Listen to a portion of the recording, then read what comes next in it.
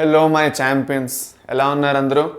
Biotechnology and applications the concept plot clear అయిన తర్వాత మనం ఎన్సీఆర్టీ ఎక్స్ప్లెనేషన్ అంతా చూసుకోవాలి కదా. సో ఎన్సీఆర్టీ నుంచి మనకు క్వశ్చన్స్ వస్తాయి కాబట్టి మనం 1 by 1 ఎన్సీఆర్టీ అప్లికేషన్స్ ఏవైతే ఉన్నాయో మొత్తం చూసుకుందాం. అంటే ఇప్పుడు ఈ బయోటెక్నాలజీ చాప్టర్ ఏదైతే ఉందో, ప్రిన్సిపల్స్ అండ్ ప్రాసెస్ చాప్టర్ దీనికన్నా ముందు వస్తుంది. దాంట్లో మీరు ఏవైతే అన్ని సూత్రాలు ఉన్నాయో అవన్నీ నేర్చుకుంటారు. ప్రిన్సిపల్స్ ఏంటి, ఎలా చేయబడుతుందని. ఇప్పుడు ఈ చాప్టర్లో మనం ఎక్కడెక్కడ దాన్ని అప్లై చేస్తాం, ఎక్కడెక్కడ బయోటెక్నాలజీతో మనం నేర్చుకున్న సైన్స్ అంతా ఏదైతే ఉందో, నాలెడ్జ్ అంతా ఏదైతే ఉందో, ఆ టెక్నిక్స్ అన్నీ ఏవైతే ఉన్నాయో మనం ఎక్కడ దాన్ని ఉపయోగించబోతున్నాం అది ఈ చాప్టర్లో అంతా కవర్ అవుతుంది. సో ఎన్సీఆర్టీలో డిట్టో ఎలా ఉందో లైన్ బై లైన్ మనం అంతా చదివేసుకుందాం ఈ చాప్టర్ని ఇవాళ. సో అది వాళ్ళ మంది మెయిన్ ఫోకస్. సో మొదలెట్టేద్దాం వితౌట్ ఎనీ డిలే. రండి, ఫస్ట్ లైన్ నుంచి మొదలెడదాం. ఓకే, సరే. Biotechnology, as you would have already learn from the previous chapter, essentially deals with industrial scale production of biopharmaceuticals and biologicals using genetically modified microbes, fungi, plants and animals. ఇప్పుడు ఇక్కడ ఒక important term వచ్చింది. ఏంటది? GMO అనేసి. GMO అంటే ఏంటి? Genetically modified organisms. ఇప్పుడు ఈ ఆర్గానిజమ్స్ అన్నది అందరికీ అప్లై అవుతుంది. జెనెటికల్లీ మోడిఫైడ్ ఆర్గానిజమ్స్ అంటే ఏంటి? జెనెటికల్లీ మోడిఫైడ్ ఆర్గానిజమ్స్ అంటే ఏవైతే ఆర్గానిజమ్స్ని మనం జెనెటికల్గా మోడిఫై చేస్తున్నాము కదా. ఇప్పుడు నార్మల్గా మనకి ఏదైనా ప్లాంట్ లేదంటే యానిమల్స్ నార్మల్గా గ్రో అవుతున్నాయి, దాంట్లో జెనెటిక్ లెవెల్లో మనం ఎలాంటి చేంజెస్ తేలేదు అనుకోండి, వాటిని నార్మల్ ఆర్గానిజమ్స్ అనేసి వదిలేయచ్చు. జెనెటికలీ మోడిఫైడ్ ఆర్గానిజమ్స్లో వాటిలో ఉన్న వాటిలో ఉన్న జీన్స్ కాకుండా మనం కొత్త జీన్స్ యాడ్ చేసినా, లేదంటే వాటిలో అక్కర్లేని జీన్స్ని రిమూవ్ చేసినా, లేదంటే ఉన్న జీన్స్ని మన సైలెన్స్ లేకపోతే ఇన్యాక్టివేట్ చేసేసిన, ఇలాంటి అన్ని ఆర్గానిజమ్స్ని మనం జెనెటికల్లీ మోడిఫైడ్ ఆర్గానిజమ్స్ అంటాం. అంటే బయోటెక్నాలజీని వాడుకొని, లేదంటే జెనెటిక్ ఇంజనీరింగ్ ఇంకా ఆర్డిఎన్ఏ టెక్నాలజీ మనం వాడుకొని మనం ఏం చేస్తున్నాము, దాంట్లో ఉన్న జెనెటిక్ కాన్స్టిట్యూషన్ ఏదైతే ఉందో పూర్తిగా ఒక ఆర్గానిజంది, అది మనం చేంజ్ చేస్తున్నాం. ఐదర్ జీన్స్ యాడ్ చేస్తున్నాం లేదంటే రిమూవ్ చేస్తున్నాం. ఆ ప్రాసెస్ని మనం అంతా ప్రీవియస్ చాప్టర్లో మొత్తం చదువుకున్నాం, ఎలా చేయబడుతుంది అంత అనేసి. అది ఇక్కడ మనం డిస్కస్ చేయం, అనవసరం. ఇప్పుడు జెనెటికలీ మోడిఫైడ్ ఆర్గానిజమ్స్లో ప్లాంట్స్ ఉండొచ్చు, యానిమల్స్ ఉండొచ్చు, దాని తర్వాత మైక్రోబ్స్ ఉండొచ్చు, అన్నీ ఉండొచ్చు. Okay, so genetically modified plants అనొచ్చు, జెనెటికల్లీ మోడిఫైడ్ యానిమల్స్ అనొచ్చు, జెనెటికల్లీ మోడిఫైడ్ మైక్రోబ్స్ అనొచ్చు. ప్లాంట్స్లో ఎక్కువ టర్మ్ జిఎంసి అని వాడతారు. జిఎంసి అంటే గవర్నమెంట్ మెడికల్ కాలేజ్ కాదు. జిఎంసి అంటే ఏమిటి? జెనెటికల్లీ మోడిఫైడ్ క్రాప్స్, అగ్రికల్చర్లో అనమాట. సో 1 by 1 మనం అన్నిటిది అప్లికేషన్స్ చూసుకుంటాం. ఇప్పుడు రండి చూద్దాం. సో జెనెటికలీ మోడిఫైడ్ క్రాప్స్, ఇదే నేను మీకు ఇప్పుడు చెప్పాను, జిఎంసి. ఓకే, అది for agriculture, process food, bioremediation, medicines కోసం, ఓకే, వేస్ట్ ట్రీట్మెంట్ కోసం కూడాను, ఎనర్జీ ప్రొడక్షన్ కూడాను. So the critical research areas of biotechnology are providing the best catalyst in the form of improved organism, usually a microbe or a pure enzyme. Okay, దాని తర్వాత creating optimal conditions through engineering for a catalyst to act. Okay, creating optimal conditions, మంచి conditions, sterile conditions create చేసి ఇవ్వడం. Okay, దాని తర్వాత down stream processing technologies to purify the compound. So ఇదంతా మనం చేసేసాం, ఇవన్నీ మనం చదువుకున్నాం. ఇప్పుడు let us learn how human beings have used biotechnology to improve the quality of human life, especially in the field of food production and health. ఈ రెండింటి మీద మనం ఫోకస్ చేస్తూ చదువుకుందాం. ఫస్ట్ రండి, first biotechnological applications in agriculture. మన అగ్రికల్చర్లోని biotechnological applications గురించి చదువుకుందాం. So let us look at the 3 options that can be thought for increasing food production. First, agrochemical based agriculture, organic agriculture and genetically modified crop based agriculture. ఇప్పుడు agrochemicalలో మనం ఏం చేస్తున్నాం బేసిక్గా? Okay, insecticides, pesticides అవన్నీ వాడతాం కదా. దాని తర్వాత ఆర్గానిక్ అగ్రికల్చర్లో మనం ఆర్గానిక్ కాంపోస్ట్, ఆర్గానిక్ ఫార్మింగ్ అని చేస్తారు. ఎగ్జాంపుల్ కాంపోస్ట్ వాడుతున్నారు, లేదంటే మెన్యూర్ వాడుతున్నారు, ఎరువులు. ఓకే, సో ఇవన్నీ వాడుతూ మీరు చేస్తున్నారు అంటే అది ఆర్గానిక్ అగ్రికల్చర్ కింద వస్తుంది. లాస్ట్లో genetically modified crop based agriculture ఏదైతే ఉందో ఇది మనం ఏం చేస్తున్నాం, త్రూ జెనెటిక్ ఇంజనీరింగ్ మనం ఇది చేస్తున్నాం. We're using genetic engineering for this process.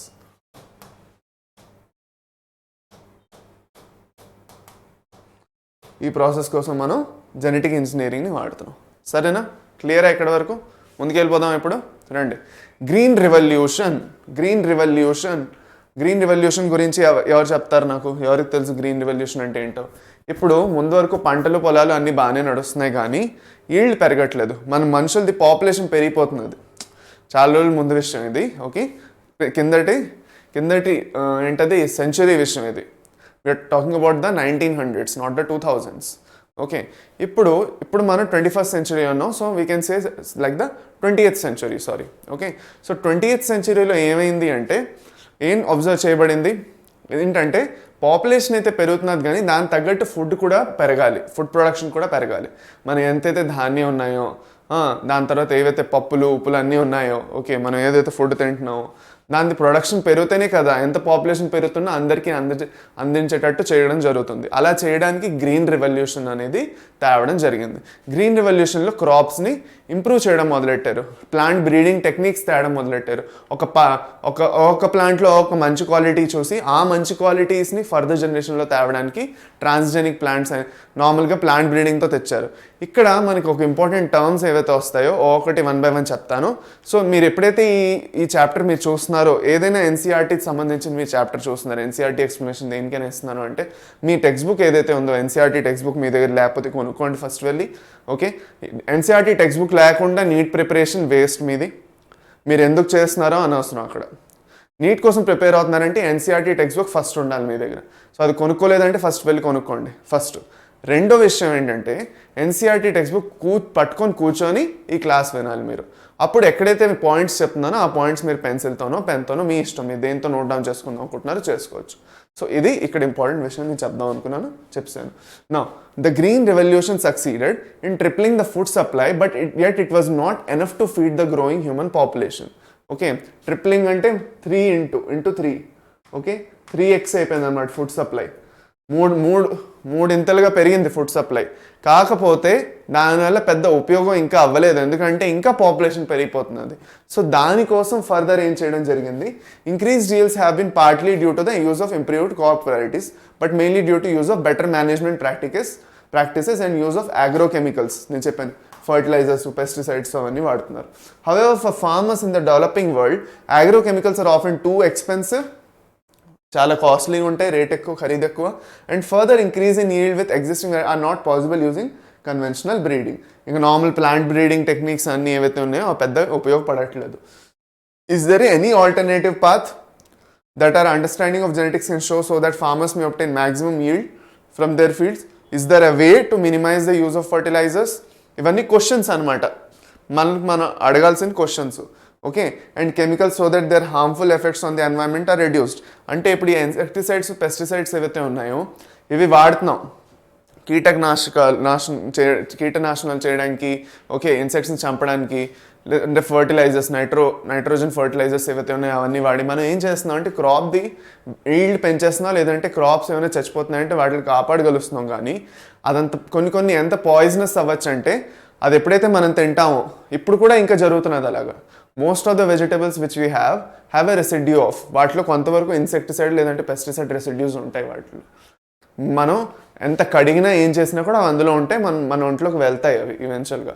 కాకపోతే అవి ఎంత క్వాంటిటీస్లో వెళ్తున్నాయి అనేది ఇంపార్టెంట్. చాలా తక్కువ క్వాంటిటీస్లో మన ఒంట్లోకి వెళ్తే పర్వాలేదు, మన బాడీ మేనేజ్ చేయగలదు. కానీ ఎక్కువ క్వాంటిటీస్లోకి వెళ్తేనే మనకి వేరే టైప్స్ ఆఫ్ హెల్త్ ఇష్యూస్ రావడానికి ఛాన్సెస్ ఉన్నాయి. సో అవన్నీ అవ్వకుండా, ఎలాంటి పెస్టిసైడ్స్, ఇన్సెక్టిసైడ్స్ వాడకుండా మనం యాక్చువల్గా ఇది అచీవ్ చేయడం జరుగుతుందా? మంచి వెరైటీస్ తెచ్చి వాటి ప్రొడక్షన్ కూడా పెంచి అందరికీ ఫుడ్ అందించడం అనేది ఏదైతే మైండ్లో ఉందో అది జరుగుతుందా అనేది ఒక క్వశ్చన్ వచ్చింది సైంటిస్ట్లో గ్రీన్ రివల్యూషన్ వచ్చిన తర్వాత కూడా.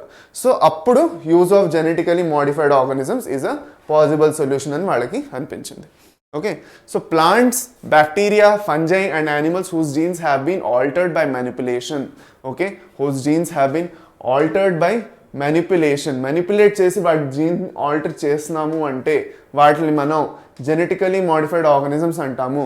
So GM plants have been useful in many ways. Genetic modification has made crops more tolerant to abiotic stresses. ఇప్పుడు చల్లగా ఉంది వెదర్, ఆ వెదర్లో గ్రో అవ్వలేదు ఒక ప్లాంట్, దాంట్లో ఒక జీన్ యాడ్ చేయడము లేదంటే సబ్స్ట్రాక్ట్ చేయడం చేసి అని ఆ వెదర్లో కూడా గ్రో అయ్యేటట్టు చేయడం. దాని తర్వాత డ్రాట్, తక్కువ నీళ్ళతో కూడా గ్రో అయ్యేటట్టు చేయడం. దాని తర్వాత సాల్ట్, ఉప్పుగా ఉన్నది, కొన్ని ఏరియాస్లోని నీళ్లు ఉప్పగా ఉంటాయి, దానివల్ల కింద సాయిల్ కూడా ఉప్పుగా ఉంటుంది. ఆ ఉప్పు నీటిలో సాయిల్లో కూడా గ్రో అవ్వాలి, కొన్ని ప్లాంట్స్ గ్రో అవ్వకపోవచ్చు. సో అయినా కూడా అందులో గ్రో అయ్యేటట్టు చేయడం. లేదంటే ఎక్కువ వేడిగా ఉంది, ఇక్కడ కోల్డ్కి ఆపోజిట్ హీట్, ఎక్కువ వేడిగా ఉంది, ఆ వేడిలో అది యాక్చువల్గా గ్రో అవ్వలేదు, అయినా కూడా దాన్ని గ్రో చేయడానికి పూర్తిగా మనం ట్రై చేస్తున్నాం. సో ఇవన్నీ ఏవైతే మనం కష్టాలు పడుతున్నామో, ఈ కష్టాలు దేనికోసం పడుతున్నామో, క్రాప్ ది ఈల్డ్ పెంచడానికి. ఓకే, మనకి ఏదైతే ఫైనల్ రిజల్ట్ వస్తున్నదో, ఎంతైతే ఈల్డ్ వస్తున్నదో అది మనం పెంచడానికి ఇవన్నీ ట్రై చేస్తున్నాం. దాని తర్వాత నెక్స్ట్ ఏంటి, reduce Reliance on chemical pesticides, pest resistant crops create చేయడం. ఓకే, ఇప్పుడు ఒక ఇన్సెక్ట్ వచ్చి పాడి చేస్తున్నది. కాటన్ ప్లాంట్ ఉంది, మనం ఏదైతే దూది వాడతామో తెల్ల దూది, అదొక కాటన్ ప్లాంట్ నుంచి మనం వాడతాం. మన బట్టల్లో థ్రెడ్ కూడా కాటన్ ప్లాంట్ నుంచి వస్తున్నది. ఓకే, మనం ఏదైతే బట్టలు వేసుకుంటున్నామో, నేను ఏదైతే టీ షర్ట్ వేసుకున్నానో అదొక కాటన్ ప్లాంట్ నుంచి ఎక్స్ట్రాక్ట్ చేసిన థ్రెడ్ నుంచే ఫామ్ చేయడం జరిగింది, అవునా కదా? సో ఇది జరుగుతున్నది అంటే కాటన్ ప్లాంట్ని జాగ్రత్తగా గ్రో చేయాలి అంటే దాంట్లో ఏవైతే ఇన్సెక్ట్స్ వచ్చి దాన్ని అటాక్ చేసి పాడు చేస్తున్నాయో వాటిని ఆపాలి. సో నార్మల్గా దీనికోసం బాల్ వామ్స్ ఏవైతే ఉన్నాయో, ఎక్కువగా బాల్ వామ్సే పాడు చేస్తాయి ఆ ప్లాంట్ని, కాటన్ని. సో దానికోసం మనం ఏం చేసేవాళ్ళం ముందులోని, ఇప్పుడు కూడా కొన్ని చోట్ల అలాగే చేస్తున్నారు, కాకపోతే ఎక్కువగా ఇప్పుడు కొంచెం తగ్గింది. ఏం చేసేవాళ్ళం, పెస్టిసైడ్స్ లేదంటే ఇన్సెక్టిసైడ్స్ వాడడం. ఆ ఇన్సెక్టిసైడ్స్ ఏదైతే ఇన్సెక్ట్ ఉందో దానికి అగేన్స్ట్గా ఇన్సెక్ట్స్ వాడేస్తే లేదంటే పెస్టిసైడ్స్ వాడేస్తే ఏమవుతుంది, అది చచ్చిపోతుంది, బాగా గ్రో అవుతుంది ప్లాంట్. అనుకున్న క్వాలిటీ ఏదైతే ఉందో, ఫైనల్ ప్రోడక్ట్ది క్వాలిటీ దెబ్బతినేస్తుంది, మీ క్వాలిటీ మంచిది రాదు కాటన్. ఆ పెస్టిసైడ్ వెళ్ళి ఆ క్వాలిటీని కూడా పాడు చేయొచ్చు, స్ప్రే చేసిన పెస్టిసైడ్. అందుకే ఏం చేశారు, లోపల జెనెటికల్గానే దాన్ని మోడిఫై చేసేసి ఆ ఇన్సెక్ట్ వచ్చి ప్లాంట్ని అటాక్ చేసినా ఆ ఇన్సెక్టే చచ్చిపోయినట్టు, లేదంటే ఆ ఇన్సెక్ట్ వచ్చి ప్లాంట్ అటాకే చేయలేకపోకుండా అయినట్టు మనం ఏం చేసాం, జెనెటికల్గా మోడిఫై చేసేస్తున్నాము. ఓకే, సరే, ఫైన్, ఆల్రైట్. ఇప్పుడు help to reduce post harvest losses. ఇప్పుడు హార్వెస్ట్ చేసిన తర్వాత ధాన్యం అంతా పండింది, దాన్ని మొత్తం మనం ఏం చేయాలి, హార్వెస్ట్ చేసిన తర్వాత కూడా బోల్డ్ చోట్ల కొళ్ళిపోవడం లేదంటే పాడిపోవడం జరుగుతుంది. ఓకే, ఇప్పుడు టమాటాలు ఉన్నాయి. టమాటాల్లో మెయిన్గా క్వాలిటీ ఏంటంటే అవి నార్మల్ ఇంట్రెన్సిక్ క్వాలిటీ ఏదైతే ఉండేదో ముందు టమాటాల్లో, అదేంటంటే సాఫ్ట్గా ఉంటాయి టమాటాలు చాలా. ఓకే, వాటిలో పాలీగ్యాలాక్టోయూరోనోస్ అనేసి ఒక ఎంజైమ్ ఉంటుంది, ఫామ్ అవుతుంది. ఆ ఎంజైమ్ దాన్ని సాఫ్ట్ చేసేస్తుంది స్కిన్ని, టొమాటో. దానివల్ల టొమాటోస్ వేరేగా స్క్విషీగా అయిపోయి వేరేగా పాడైపోతాయి, నొక్కుబడిపోయి. సో అప్పుడు ఏం చేశారంటే జీన్ సైలెన్సింగ్ లేదంటే ఆర్ఎన్ఏ ఇంటర్ఫరెన్స్ వాడి ఆ ఏదైతే జీన్ ఉన్నదో, ఏదైతే పాలీగ్యాలాక్టోయూరినస్ ఫామ్ చేస్తున్నదో, దేనివల్ల అయితే టమాటా ఏదైతే ఉందో దాన్ని స్కిన్ సాఫ్ట్గా అయిపోతున్నది కదా. టమాటా సాఫ్ట్గా అయిపోకుండా ఆపేసి ఆ టమాటాలది ఫ్లేవరు చాలా ఎక్కువ రోజుల వరకు ఉండడానికి మనం ఏం చేస్తాం, ఇంప్రూవ్ చేస్తాం. అలాంటి టొమాటోస్ని మనం హైబ్రిడ్ టొమాటోస్ లేదంటే ఫ్లేవర్ సేవర్ టొమాటోస్ అని కూడా అంటాం. ఎక్కువగా మనం రెడ్ కలర్లో చూస్తాం, ఇంత పెద్ద టొమాటోలు ఉంటాయి. ఓకే, అవి ఏంటంటే కొంచెం గట్టిగా కూడా ఉంటాయి అన్నమాట, సాఫ్ట్గా ఉండవు మరీను కదా. సో వాటిని మనం ఫ్లేవర్ని ఎక్కువ రోజుల వరకు సేవ్ చేయగలిచాం. సో ఫ్లేవర్ సేవర్ టొమాటోస్ అంటాం, అదొకటి. దాని తర్వాత increased efficiency of mineral usage by plants that prevents early exhaustion of fertility of soil. Okay, ఇప్పుడు నార్మల్గా ప్లాంట్స్ ఏంటంటే ఎక్కడైతే అవి గ్రో అవుతున్నాయో అక్కడ సాయిల్లో ఉన్న మినరల్స్ ఏవైతే ఉన్నాయి, నైట్రోజన్ అవనండి, ఫాస్ఫరస్ అవనండి, ఏ ఎలిమెంట్ అయినా ప్లాంట్కి కావాలనుకోండి, ఆ ఎలిమెంట్ ప్లాంట్ ఏం చేస్తుంది, శుభ్రంగా వాడేసుకుంటుంది. ఓకే, సో మనం ఏం చేస్తున్నాము అంటే అలా చేసిన తర్వాత ఇప్పుడు ఇంకా కొత్త ప్లాంట్ అది హార్వెస్ట్ అయిపోయిన తర్వాత కొత్త ప్లాంట్ వేస్తే ఆ కొత్త ప్లాంట్ సరిగ్గా గ్రో అవ్వలేదు, ఎందుకంటే ఆ సాయిల్ ఎక్కడి నుంచి వస్తుంది, కొత్త న్యూట్రియంట్స్ వచ్చేస్తాయి అంటే ఎక్కడి నుంచైనా టైం పడుతుంది. సో దానికోసం ఏం చేశారు అంటే ఏవైతే ప్లాంట్స్ గ్రో అవుతున్నాయో వాటిలో ఎలాంటి టెక్నిక్స్ ఇంట్రడ్యూస్ చేశారంటే ఎంత అవసరం అంతే న్యూట్రియంట్స్ జాగ్రత్తగా వాడుకునేటట్టు ప్లాంట్ని మోడిఫై చేయడం జరిగింది. దానివల్ల ఏంటంటే ఎన్ని జనరేషన్ ఆఫ్ ప్లాంట్స్ గ్రో చేసినా ఒక బ్యాలెన్స్ క్రియేట్ అయ్యి ఉంటుంది. ఓకే, దాని తర్వాత last enhance nutritional value of food, example golden rice, vitamin A enriched rice. ఏం చేశారు? Vitamin A enriched rice. ఏం చేశారంటే డాఫోడిల్ అని ఒక ప్లాంట్ ఉంది, ఆ ప్లాంట్లోని డాఫోడిల్ అని ఒక ప్లాంట్ ఉంది, ఆ ప్లాంట్లోని ఏముంది? బీటా కెరోటిన్ ఫామ్ అయ్యే జీన్ ఉంది. బీటా కెరోటిన్ మన బాడీలోకి వెళ్ళి వైటమిన్ ఏ ఫామ్ చేస్తుంది. వైటమిన్ ఏ మనకు చాలా ఇంపార్టెంట్, ఒక ఫ్యాట్ సాల్యుబుల్ వైటమిన్ ఇది. ఇది యాక్చువల్గా డెఫిషియన్సీ అయితే మనకి స్కిన్ ఇష్యూస్, నైట్ బ్లైండ్నెస్ అని ఒక ఏంటది ఒక ఇష్యూ, హెల్త్ ఇష్యూ ఉన్నది. ఓకే, ఆ నైట్ బ్లైండ్నెస్ నుంచి ఇంకా ఫేటల్ ఇష్యూస్ కూడా అవ్వచ్చు డేంజరస్గాను. సో ఏం చేశారంటే రైస్ ఏదైతే మనం ఎక్కువ తింటున్నాం మన ఏషియన్ కాంటినెంట్ అంతట్లోని, maybe most of the world కూడా అనొచ్చు, but most of it in the Asian continent rice అనేది చాలా ఎక్కువగా కన్జ్యూమ్ చేయడం చేస్తారు. అవునా కదా?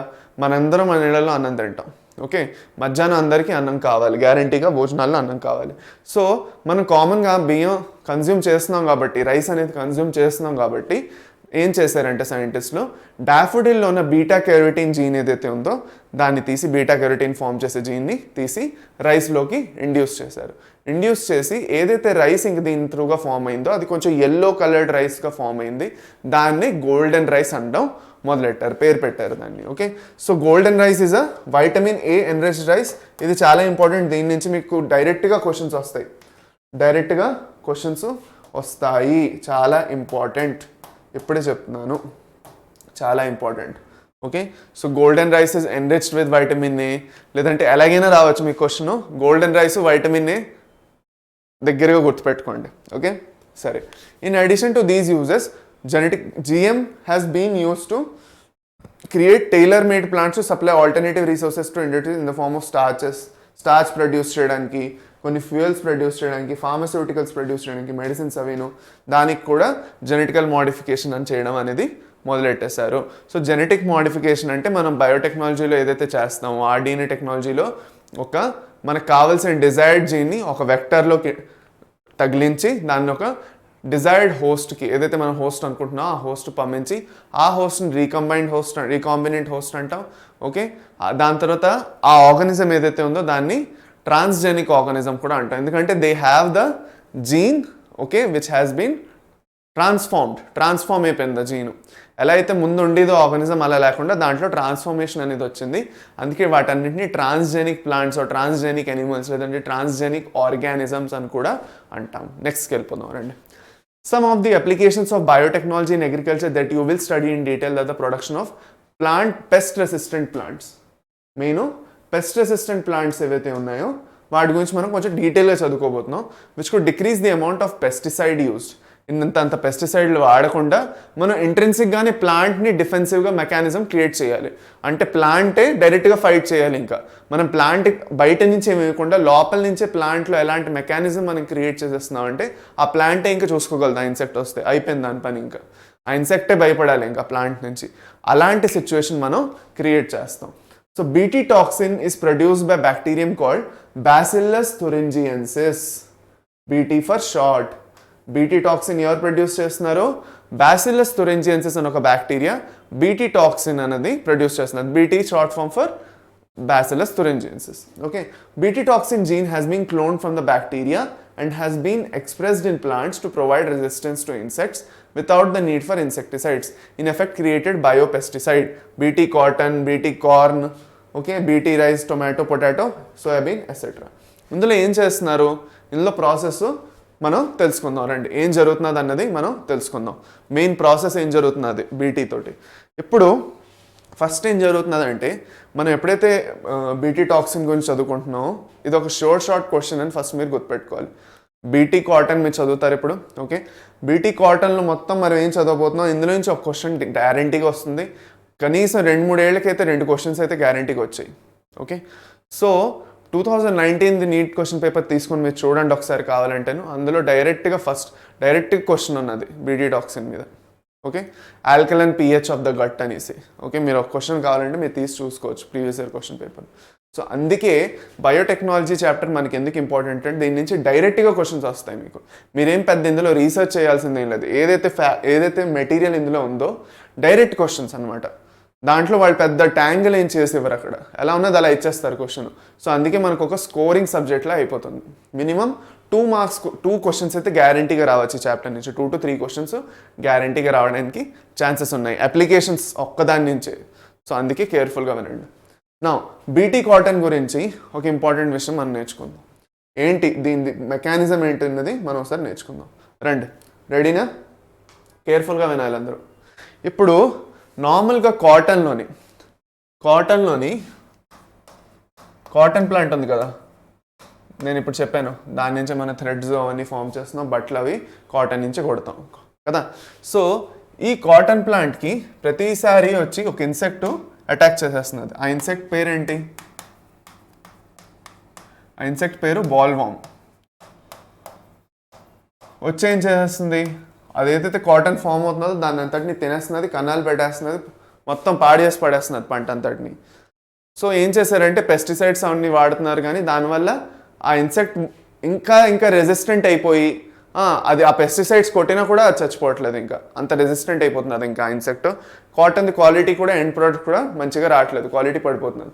సో సైంటిస్టులు ఏం చేశారంటే దీంట్లో మనం ఏం చేయొచ్చు అని రీసెర్చ్ చేసినప్పుడు ఒక బ్యాక్టీరియా గురించి సరిగ్గా తెలిసింది వాళ్ళకి. Okay, they discovered a bacteria. ఆ బ్యాక్టీరియా పేరేంటి? Bacillus thuringiensis or BT. దీన్ని మనం బీటీ అంటాం, షార్ట్ ఫామ్. ఇప్పుడు ఈ బీటీలో మెయిన్ క్వాలిటీ ఏంటంటే it will produce a protoxin. ఏంటి protoxin? It's a form of a protein. ఒక ప్రోటీన్ ఫామ్ చేస్తుంది దీని సెల్లో, ఇది ఈ బ్యాక్టీరియల్ సెల్ లోపల ఒక ప్రోటీన్ని ఫామ్ చేస్తున్నది. ఓకే, ఆ ప్రోటీన్ మెయిన్ క్వాలిటీ ఏంటంటే నార్మల్గా అది ఉన్నప్పుడు ఇన్యాక్టివ్గా ఉంటుంది, బ్యాక్టీరియాలో ఉన్నప్పుడు ఆ బ్యాక్టీరియా ప్రొడ్యూస్ చేసినప్పుడు దానికి కూడా తెలియదు అదొక టాక్సిన్ అనేసి. అది నార్మల్గా ఒక వేస్ట్ ప్రోడక్ట్ లాగా అనుకోండి, లేదంటే ఒక ప్రోడక్ట్లా నార్మల్గా దాని బాడీలో క్రియేట్ చేసుకుంటూ వెళ్తున్నది అది. ఓకే, దానికి అంతే తెలుసు, దానికి తెలియదు యాక్చువల్గాను అది ప్రొడ్యూస్ చేస్తున్న టాక్సిన్కి తర్వాత చాలా వాల్యూ ఉండబోతున్నదని. సరే, ఈ ప్రోటాక్సిన్ ఏదైతే ఉందో, ఓకే, ఈ ప్రోటాక్సిన్నే మెయిన్ గేమ్ చేంజర్ అయింది. తర్వాత కనిపెట్టారు. ఏంటి కనిపెట్టారు? ఇక్కడ ధ్యానం పెట్టి వినండి. ఓకే, చాలా ఇంపార్టెంట్. ఇక్కడ ఉన్న కాన్సెప్ట్ మీరు జాగ్రత్తగా వినండి. సైంటిస్ట్ ఏం చూసారంటే ఎప్పుడైతే ఇన్సెక్ట్ ఈ బ్యాసిల్లస్ థురింజియన్సిస్ని తినేసింది అనుకోండి, if the insect will consume this Bacillus thuringiensis bacteria ఏదైతే ఉందో, ఓకే, ఈ ప్రోటాక్సిన్ ఇన్సెక్ట్ పొట్టలో వెళ్ళి యాక్టివేట్ అయిపోయి ఒక యాక్టివ్ టాక్సిన్ కింద మారిపోయి ఆ ఇన్సెక్ట్ని చంపేస్తున్నది. సో ఇది వాళ్ళకొక మిరాకిలే అనిపించింది. ఇంకా ఇదొక మిరాకిల్ అనిపించింది. ఇది ఎక్కడి నుంచి అయ్యిందబ్బా అనుకున్నారు వాళ్ళు అసలు ఎక్స్పెక్ట్ చేసి. అంటే ఎక్కువగా మోస్ట్ ఆఫ్ ద డిస్కవరీస్ మనం ఎప్పుడైతే చూస్తామో ఇంకేదో చేస్తుంటే దొరికిపోతుంది అంటారు, అలా అనమాట. ఈ బ్యాసిల్లస్ థురింజియన్సిస్ మీద వాళ్ళు రీసెర్చ్ చేయట్లేదు, ఆ ఇన్సెక్ట్ని ఎలా చంపాలి, ఆ ఇన్సెక్ట్ని ఎలా ఆపాలని చేస్తుంటే దీని గురించి తెలుసుకున్నారు. So what they did was, okay, cotton ప్లాంట్లో బీటీ టాక్సిన్ ఏదైతే జీన్ ఉందో దీన్ని మనం క్రై జీన్ అంటాం. క్రై అంటే ఏడ్చే జీన్ అని కూడా కాదు. క్రై అని ఎందుకు అంటామంటే ఏదైతే ప్రోటీన్ ఉన్నదో ఈ జీన్ నుంచి ఫామ్ అయ్యేది, ఇట్ కెన్ బి క్రిస్టలైజ్ చేయగలం, అందుకే దాన్ని క్రై జీన్ అన్నాం. సరేనా? సో ఈ క్రై జీన్ ఏదైతే ఉందో వీళ్ళు కాటన్ ప్లాంట్లోకి ఇండ్యూస్ చేస్తారు సీడ్ ఫార్మేషన్ స్టేజ్లోనే. ఎక్కడైతే ఎంబ్రియోస్ ఫార్మేషన్ స్టేజ్ ఉంది కదా అప్పుడే ఇంట్రడ్యూస్ చేస్తారు. సో డైరెక్ట్గా ఇప్పుడు సీడ్స్లో డైరెక్ట్గా ఆ బీటీ టాక్సిన్ జీన్ ఉన్నది. సో ఇప్పుడు ఆ ప్లాంట్ గ్రో అయింది. ఓకే, సీడ్స్ విత్తనాలు వేశారు, ఆ విత్తనాల్లో ఆ జీన్ ముందే వేస్తారు, ఆ విత్తనం స్టేజ్లోనే వేస్తారు, తర్వాత ప్లాంట్లో వేయడం కాదు, విత్తనం స్టేజ్లోనే అది వేసేసారు. ఆ జీన్ని వేసిన తర్వాత ఏమైంది, నెక్స్ట్ స్టెప్ ఏమిటి, ఒకసారి వేసిన తర్వాత ఆ ప్లాంట్ గ్రో అయింది, పెద్దదైంది, ఎదిగిన తర్వాత బాల్వామ్ నాకు పండగే అనేసి మళ్ళీ వచ్చింది అది. ఓకే, దానికి ఏం తెలుసు, దాని పండగ ముసళ్ళ పండగ అవుతుంది, అయ్యింది, ఇంకా దాని పని అయింది అనేసి దానికి తెలీదు. సో అది హ్యాపీగా పండగ చేసుకుందాం అనేసి కాటన్ ప్లాంట్ని తినడానికి వచ్చింది. తిన్న తర్వాత ఆ ప్లాంట్ ఎక్కడ తిన్నా కూడా అన్ని సెల్స్లోని బీటీ టాక్సిన్ ప్రొడ్యూస్ అవుతుంది. సో ఈ బీటీ టాక్సిన్ ఏం చేసింది, ఈ బీటీ టాక్సిన్ వెళ్ళి ఆ ఇన్సెక్ట్ గట్లోకి వెళ్ళి ప్రోటాక్సిన్ నుంచి యాక్టివ్ టాక్సిన్గా మారిపోయింది. మారిపోయి యాక్టివేట్ అయ్యి యాక్టివ్ టాక్సిన్గా మారి ఆ ఇన్సెక్ట్ చచ్చిపోయింది. సో ఇలా బోల్డ్ ఇన్సెక్ట్లు చనిపోతున్నాయి ఆ ప్లాంట్ని తిని. సో అప్పుడు వాటికి అర్థమైంది, చచ్చాం, ఇంక ఈ ప్లాంట్ దగ్గర మనం రాకూడదు, వస్తే ఇంకా మనం సస్తాం ఈ ప్లాంట్ దగ్గరికి అనేసి అవి రావడం మానేసాయి. సో దానివల్ల ఏమైంది కాటన్ది ప్లాంట్ బతికిపోయింది. ఇంటెన్సివ్గానే ఇంత మంచి డిఫెన్స్ వచ్చేసింది దాంట్లోని. సో దాది లోపల నుంచే స్ట్రాంగ్ అయిపోయింది. Because Boost is the power of cotton's energy కదా. So BT toxin is the power of cotton అనమాట. Boost is the power of my energy లాగా BT toxin is the power of cotton plant అనమాట. So అలాగా ఇప్పుడు ఇదంతా అర్థమైంది కదా మీకు. ఇక్కడ మనం 1 by 1 మనం చూసుకుందాం. సో ఈ క్రైజిన్ ఏం చేసింది? As I told, what this cry gene will do now? చెప్పండి. ఈ క్రైజిన్ ఒక ప్రోటాక్సిన్ ఫామ్ చేస్తున్నది. ఓకే. సో ఇన్సెక్ట్ వచ్చి ఎప్పుడైతే ఒక ఇన్సెక్ట్ ఏం చేసింది? ఇన్సెక్ట్ వచ్చి కాటన్ ప్లాంట్ని తిన్నది. ఈట్ చేస్తుంది, తింటుంది. ఓకే. తిన్న తర్వాత ఏమైంది? ఇన్సెక్ట్ పొట్టులోకి ఇది ఏదైతే ఉందో ప్రోటాక్సిన్ ఇది వెళ్ళిపోయింది. ఇన్సెక్ట్ గట్లోకి తినేసింది, గట్లోకి వెళ్ళింది. ఓకే. ఇన్సెక్ట్ గట్లోకి వెళ్ళిన తర్వాత ఓకే ఎప్పుడైతే ఇన్సెక్ట్ తిన్నదో ఈ protoxin due to the alkaline pH of the gut, alkaline pH of insect gut, insect the గట్లోని అంటే పొట్టలోని, ఇన్సెక్ట్ మన పొట్టలాగే ఉండదు కదా, అది మన పొట్టలో యాసిడిక్ నేచర్ ఉన్నది పొట్టలో, దాంతో ఇంటెస్టైన్లో ఆల్కలైన్ నేచర్ వస్తుంది. సో ఇన్సెక్ట్ దగ్గర గట్ ఏదైతే ఉందో దాంట్లో వాళ్ళు ఏం చూసారు? ఆల్కలైన్ పిహెచ్ ఉన్నది. ఆ ఆల్కలైన్ పిహెచ్లో ఈ ప్రోటాక్సిన్ ఇప్పటివరకు ఇన్యాక్టివ్గా ఉంది, దీంతో అసలు పనే లేదు. సడన్గా దాని దగ్గరికి వెళ్ళినప్పుడు ఏమైంది? అది it became a active toxin, ఈ టాక్సిన్ వల్ల ఏమైంది? The insect will die.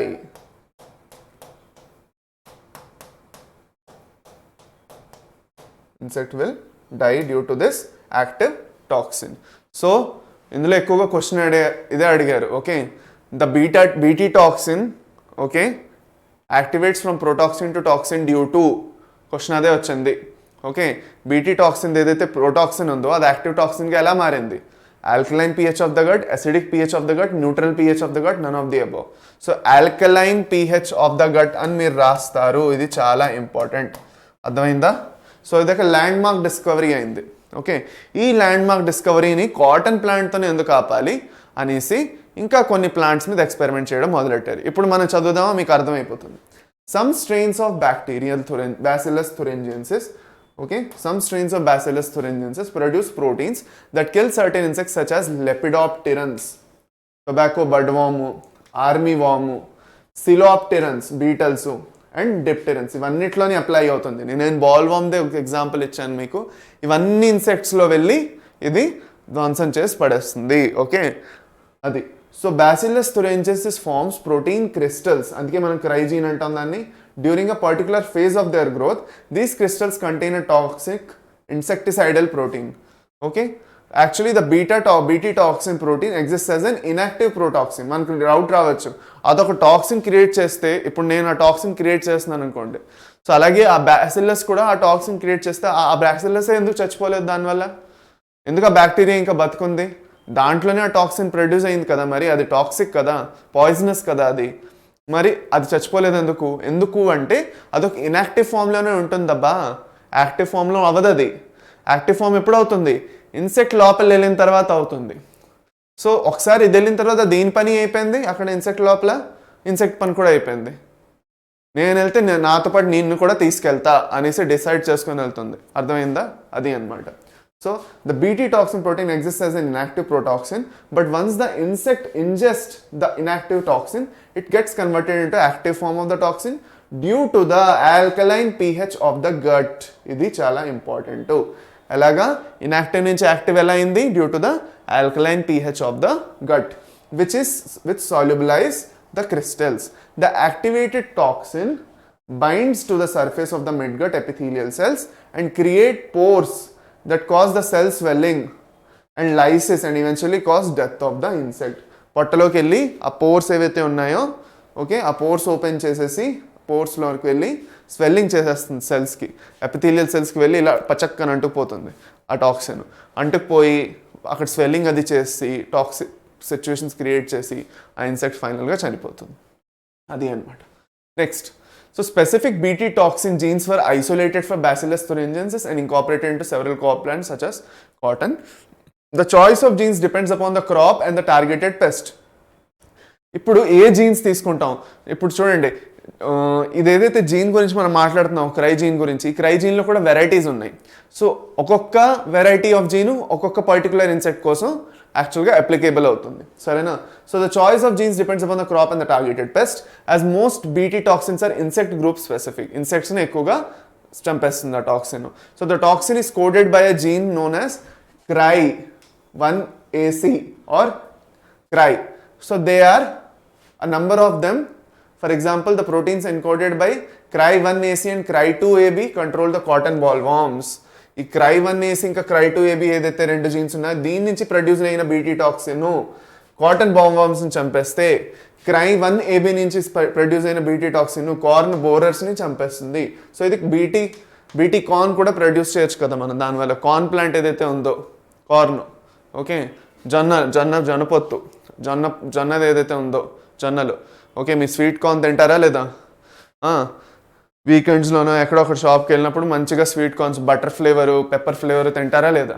So అదేదైతే crop ఉన్నదో కార్న్ క్రాపు, ఆ క్రాప్లో కూడా సేమ్ ఇలాగే CRY1AB జీన్ ఇంట్రడ్యూస్ చేస్తే కార్న్ బోరర్ అనే ఒక ఇన్సెక్ట్ వచ్చి దాన్ని పాడు చేయకుండా ఆపేస్తుంది. ఓకే, ఆ ప్లాంట్ ఈ జీన్ స్పెసిఫిక్గా ఆపేస్తుంది. సో ఇది మనకి ఇక్కడ ఇంపార్టెంట్. ఇది సో ఇక్కడ చూడండి, ఇక్కడ చూస్తే ఇది పాడైపోయింది, బాల్వమ్ దీన్ని పాడు చేస్తుంది. డిస్ట్రాయిడ్ బై బాల్వమ్, ఇంకోటి ఫుల్లీ మెచ్యూర్ ఇలా ఉంటుంది. అది మెచ్యూర్ అవ్వకుండా ముందే దాన్ని పాడు చేసేస్తుంది ఆ బాల్వమ్ వచ్చి తినేసి. అందుకే ఈ ప్రొసీజర్ తేవడం జరిగింది first. Second, pest resistant plants. Next ఇంకా మనం RNA ఇంటర్ఫిరెన్స్ అనేసి ఒక మెథడ్ చూడబోతున్నాం. RNA ఇంటర్ఫిరెన్స్ అని ఒక మెథడ్ చూడబోతున్నాం. ధ్యానంగా శ్రద్ధగా వినండి, దీని నుంచి కూడా క్వశ్చన్స్ రావచ్చు, వచ్చాయి కూడాను. సో లైట్గా తీసుకోవద్దు. Several nematode parasites. నెమటోడ్స్ అంటే ఆస్కిహెల్మింథస్, ఓకే విన్నారుగా. ప్లాటిహెల్మింథస్ తర్వాత వచ్చే ఏదైతే ఫైలం ఉందో దాంట్లో నెమటోడ్స్ ఉంటాయి, round worms. Several nematodes parasitize a wide variety of plants and animals. ఆ రౌండ్ వామ్స్ ఏవైతే ఉన్నాయో, నెమటోడ్స్ ఏవైతే ఉన్నాయో అవి ఏం చేస్తున్నాయి, కొన్ని ప్లాంట్ వెరైటీస్ని యానిమల్స్ని వెళ్ళి కూడా ఇంక్లూడింగ్ హ్యూమన్ బీయింగ్స్ని కూడా అటాక్ చేస్తాం. మనకు కూడా చేస్తుంది కదా ఆస్కారిస్ ఏదైతే ఉందో, ఆస్కారిస్ రౌండ్ వామ్ ఏదైతే ఉందో ఆస్కారియాసిస్ చేస్తుంది. హెల్మింథింగ్ ఇన్ఫెక్షన్స్ అన్నీ చేస్తాయి ఇవి, అందుకే వాటిని హెల్మింథస్ లో పెట్టేస్తారు, ఆస్కి హెల్మింథస్ అంటారు. హెల్మింథింగ్ ఇన్ఫెక్షన్స్లో ఏం చేస్తాయంటే ఇవి వాటర్ కలెక్ట్ చేయడం అంటే ఈడెమా ఏదైతే ఉందో ఇలా పొంగిపోవడం, స్వెల్లింగ్ అయ్యి ఇలాంటి డిసీజెస్ ఎక్కువగా చేస్తాయి అన్నమాట. సో ప్లాంట్లో ఏం చేస్తున్నది, ఇది ఒక నెమటోడ్ ఉంది, దాని పేరేంటి మెలాయిడజైన్ ఇన్కాగ్నిటా. Meloidogyne incognita infects the roots of tobacco plants and causes great reduction in yield. ఈ టొబాకో ప్లాంట్స్ ఏదైతే ఉన్నాయో ఓకే వాటిలో ఈల్డ్ తగ్గించేస్తున్నది. వాటిలో ఏం చేస్తున్నది, అది రూట్ నాట్ డిసీజ్ అని సో డిసీజ్ చేస్తున్నది. ఏంటది రూట్ నాట్ అంటే రూట్స్లో ముడి పడిపోయినట్టు అనమాట. రూట్ నాట్ డిసీజ్ చేస్తున్నది. ఓకే,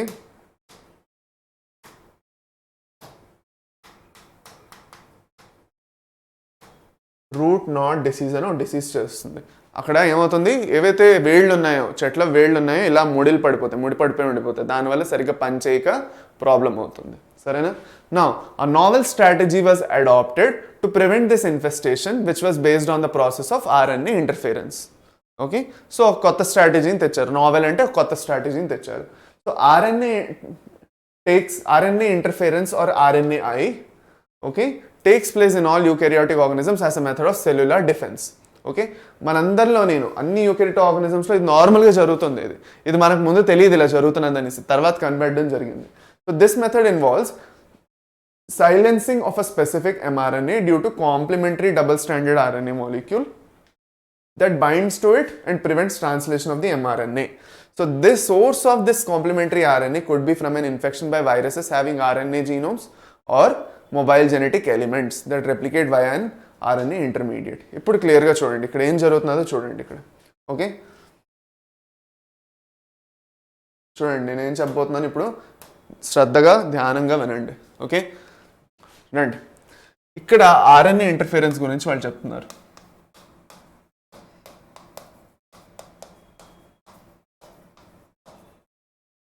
ఆర్ఎన్ఏ ఇంటర్ఫిరెన్స్ గురించి మాట్లాడుకుంటున్నాం మనం ఇక్కడ కదా. ఆర్ఎన్ఏ ఇంటర్ఫిరెన్స్ అంటే ఆర్ఎన్ఏ ఇంటర్ఫిరెన్స్లో ఏం జరుగుతున్నది బేసిక్గా, what is happening in RNA interference బేసిక్గా, దీన్ని మనం ఆర్ఎన్ఏ ఐ అని కూడా అంటాం. ఫర్ సపోజ్ ఏదైనా ఫారెన్ ఆర్గానిజం ఉన్నది, ఏదైనా ఫారెన్ ఆర్గానిజం ఉంది, ఓకే, మన బాడీలోకి ఎంట్రీ కొట్టేసింది. ఫర్ సపోజ్ ఒక వైరస్సే ఉన్నది అనుకోండి, ఆ వైరస్ మన బాడీలోకి ఎంట్రీ కొట్టింది. ఓకే, ఆ వైరస్ మన బాడీలోకి ఎంట్రీ కొట్టిన తర్వాత ఆ వైరస్ ఏదైతే జీన్ ఉన్నదో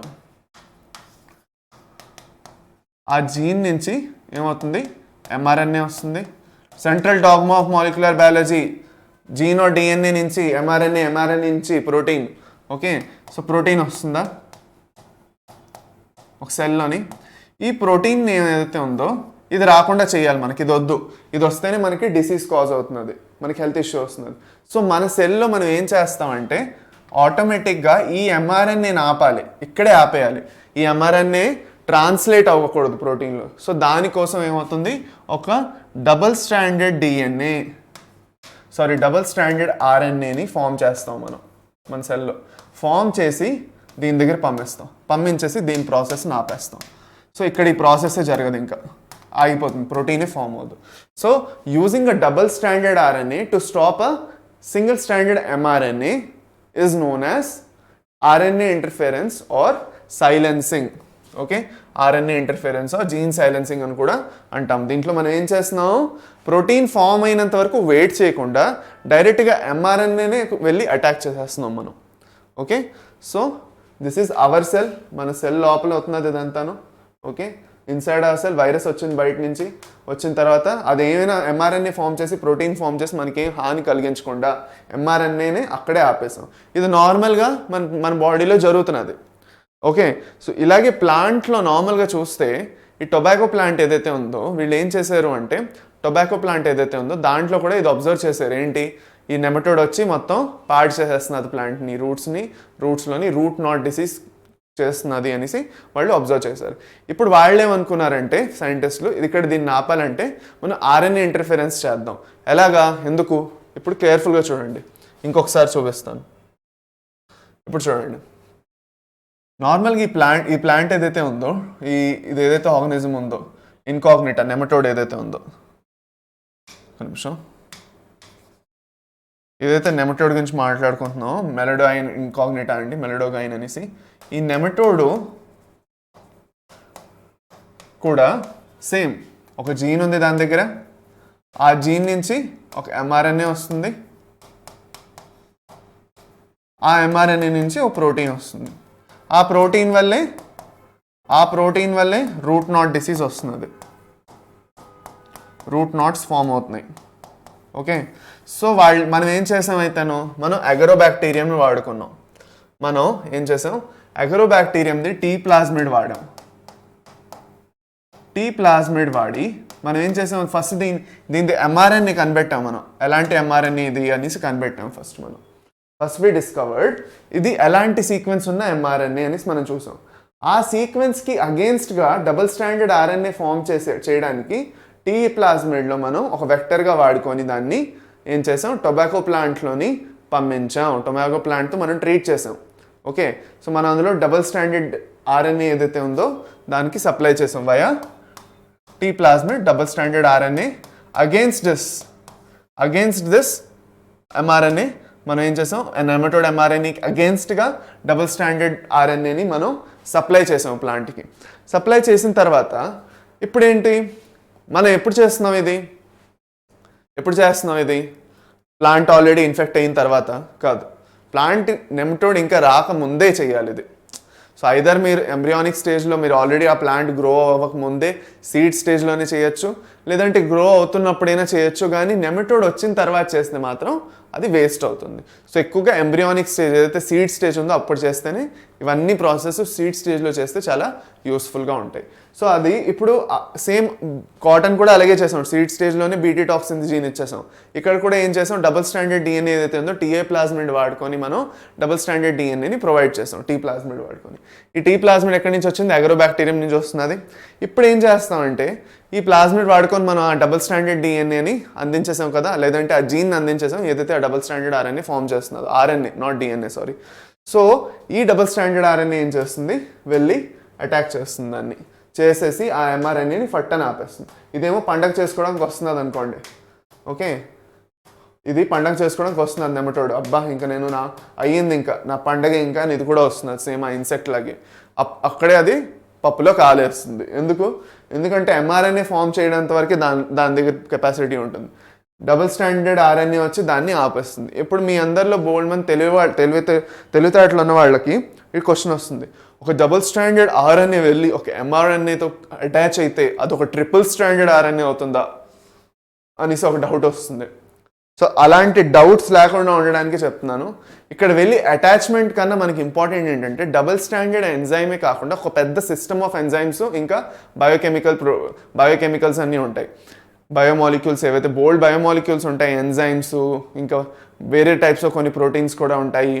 ఓకే, ఇవన్నీ కూడా ఇంక్లూడెడ్. అది మనం డిస్కస్ చేయట్లేదు because this is a very complicated process, complex process, ఇది చాలా లాంగ్గా ఉంటుంది. మనం అది డిస్కస్ చేయట్లేదు ఎందుకంటే మీ ఎన్సీఆర్టీలో ఇవ్వలేదు ఇది. అందుకే అనవసరంగా మనం మాట్లాడుకొని కన్ఫ్యూజన్స్ చేసుకోవట్లేదు. మనకు గుర్తుండాల్సింది ఏంటంటే ఒక కాంప్లిమెంటరీ దానికి కాంప్లిమెంటరీగా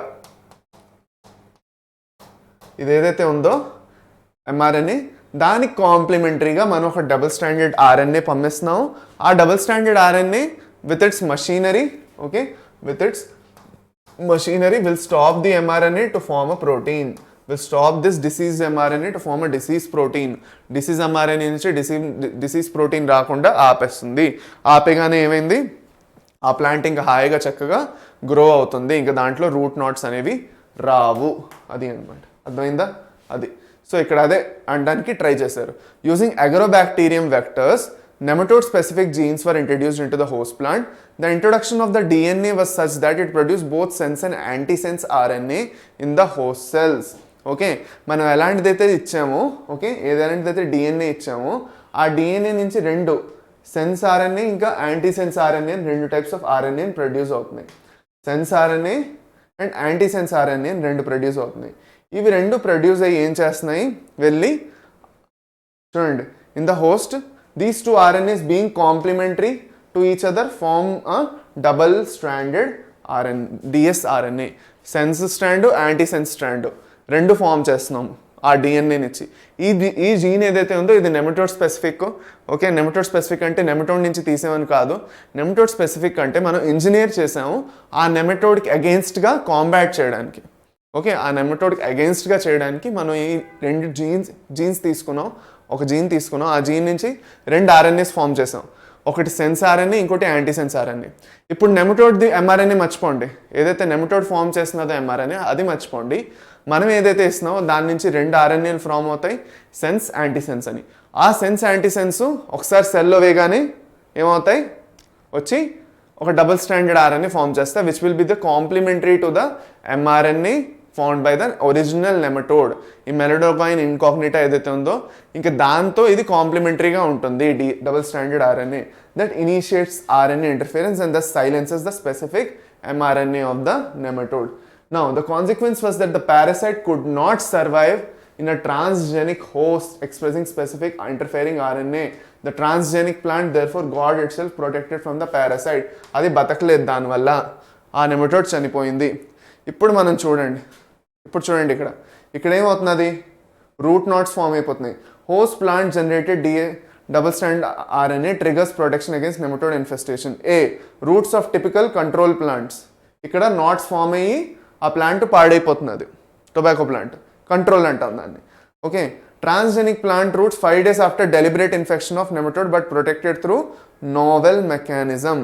దాని తర్వాత ఏం చేశారు, ఆ నోవెల్ మెకానిజం ఇంట్రడ్యూస్ చేయగానే ఏమైంది, యాక్చువల్గా మనం ఏం చేసాం, ఆర్ఎన్ఏ ఇంటర్ఫెరెన్స్ వాడాం. సో ఇక్కడ ఆర్ఎన్ఏ ఇంటర్ఫెరెన్స్ అయ్యింది, అవడం వల్ల ఏమైంది, జీన్ సైలెన్సింగ్ అయింది. సైలెన్సింగ్ అవడం వల్ల ఏమైంది, ప్లాంట్ ప్రొటెక్ట్ అయిపోయింది పారాసైట్ నుంచి, నెమటోడ్ నుంచి. అర్థమైందా? అది నెక్స్ట్కి వెళ్ళిపోదాం. Biotechnological applications in medicine. ఇప్పటివరకు అగ్రికల్చర్లో చూసుకున్నాం, పంట పొలాల్లో చూసుకున్నాం. ఇప్పుడు మనం మెడిసిన్స్లోని మందులు అవి ప్రిపేర్ చేయడానికి మనం బయోటెక్నాలజీని ఎలా వాడుకుంటున్నాం, ఎక్కడెక్కడ వాడుకుంటున్నాం రండి. The recombinant DNA technological processes have made immense impact in the area of healthcare by enabling mass production of చాలా ఎక్కువ క్వాంటిటీలో ప్రొడ్యూస్ చేయడం. దాన్ని మాస్ ప్రొడక్షన్ అంటారు. ఇప్పుడు నాగార్జునది మాస్ కాదు, ఓకే. మాస్ ప్రొడక్షన్ అంటే ఏమిటి? మాస్ ప్రొడక్షన్ అంటే చాలా ఎక్కువ క్వాంటిటీలో ప్రొడ్యూస్ చేయాలి. ఎందుకు ఎక్కువ క్వాంటిటీలో ప్రొడ్యూస్ చేయాలి? మన ఇద్దరం ముగ్గురం లేవు కదా మొత్తం వరల్డ్లోని, మీరు నేను మాత్రం ఉన్నామా ఈ మొత్తం ప్రపంచంలో? లేవు. చాలామంది జనాలు ఉన్నారు, చాలామంది జనాలకి చాలా హెల్త్ ప్రాబ్లమ్స్ ఉన్నాయి. చాలా హెల్త్ ప్రాబ్లమ్స్కి చాలా మెడిసిన్స్ ప్రిపేర్ చేయాలి అంటే మాస్ ప్రొడక్షన్ చేయాలి, ఎక్కువ క్వాంటిటీలో లార్జ్ స్కేల్లో ప్రొడక్షన్ అనేది చేయాలి of safe and more effective therapeutic drugs. Further the recombinant therapeutics do not induce unwanted immunological responses. అంటే ఎలాంటి సైడ్ ఎఫెక్ట్స్ అవి చేయకుండా వీటిని మనం వాడచ్చు. And is a common in the case of similar products isolated from non-human sources. At present about 30 recombinant therapeutics. అంటే ఇప్పుడు non-human sources అంటే ఇప్పుడు పిగ్, స్వైను, ఓకే, పంది నుంచి లేదంటే వేరే యానిమల్స్ నుంచి అలాంటి ఏవైతే ఎంజైమ్స్ ఉన్నాయి. ఇన్సులిన్ ఇప్పుడు ఒక ఎగ్జాంపుల్. ఇన్సులిన్ ముందు ఎలా చేసేవారంటే, ఇప్పుడు మనం హ్యూమన్ ఇన్సులిన్ సెపరేట్గా ఈకోలై సెల్స్లో ఫామ్ చేస్తున్నాం, ఓకే, ల్యాబ్లో ఫామ్ చేస్తున్నాం. మనం ముందేం చేసేవారంటే ఏదైతే ఇన్సులిన్ ఉన్నదో ఆ ఇన్సులిన్ని ఏం చేసేవారు, ఎక్కడ గ్రో చేసేవారు? ఆ ఇన్సులిన్ని ఇందులో నుంచి ఎక్స్ట్రాక్ట్ చేసేవారు, పందుల నుంచి వాటి నుంచి ఎక్స్ట్రాక్ట్ చేసేవారు. ఎందుకు? వాటిలో కూడా ఇన్సులిన్ ప్రొడ్యూస్ అవుతున్నది కాబట్టి. సరే, ఎవరైతే డయాబెటిక్ పేషెంట్స్ ఉన్నారో వాళ్ళకి ఇన్సులిన్ కావాలి, మనకు తెలుసు అది. సో ఇన్సులిన్ ఆ యానిమల్స్ నుంచి ఎక్స్ట్రాక్ట్ చేసి ప్యాకేజ్ చేసి ఇచ్చేవారు. అక్కడ ప్రాబ్లం ఏమైంది? అంతా బాగానే ఉంది, పని అయిపోతున్నది ఇన్సులిన్తో, మరి ఎందుకు మళ్ళీ కష్టపడినాం మనం? ఎందుకంటే ఆ ఇన్సులిన్ ఏదైతే ఉందో ఇంకో యానిమల్లో ఫామ్ అవుతున్నది కాబట్టి అది మన ఇన్సులిన్ కాదు. కాబట్టి దానివల్ల ఎవరైతే తీసుకుంటున్నారో చాలామందికి ఎలర్జీలు అవ్వడం మొదలైపోయి, ఆ బొవైన్ తీసుకోవడం వల్ల లేదంటే స్వైన్ ఇన్సులిన్ తీసుకోవడం వల్ల ఎలర్జీ ప్రాబ్లమ్స్ అవన్నీ రావడం మొదలైపోయింది. సైడ్ ఎఫెక్ట్స్, ఎలర్జీస్ వచ్చేస్తున్నాయి.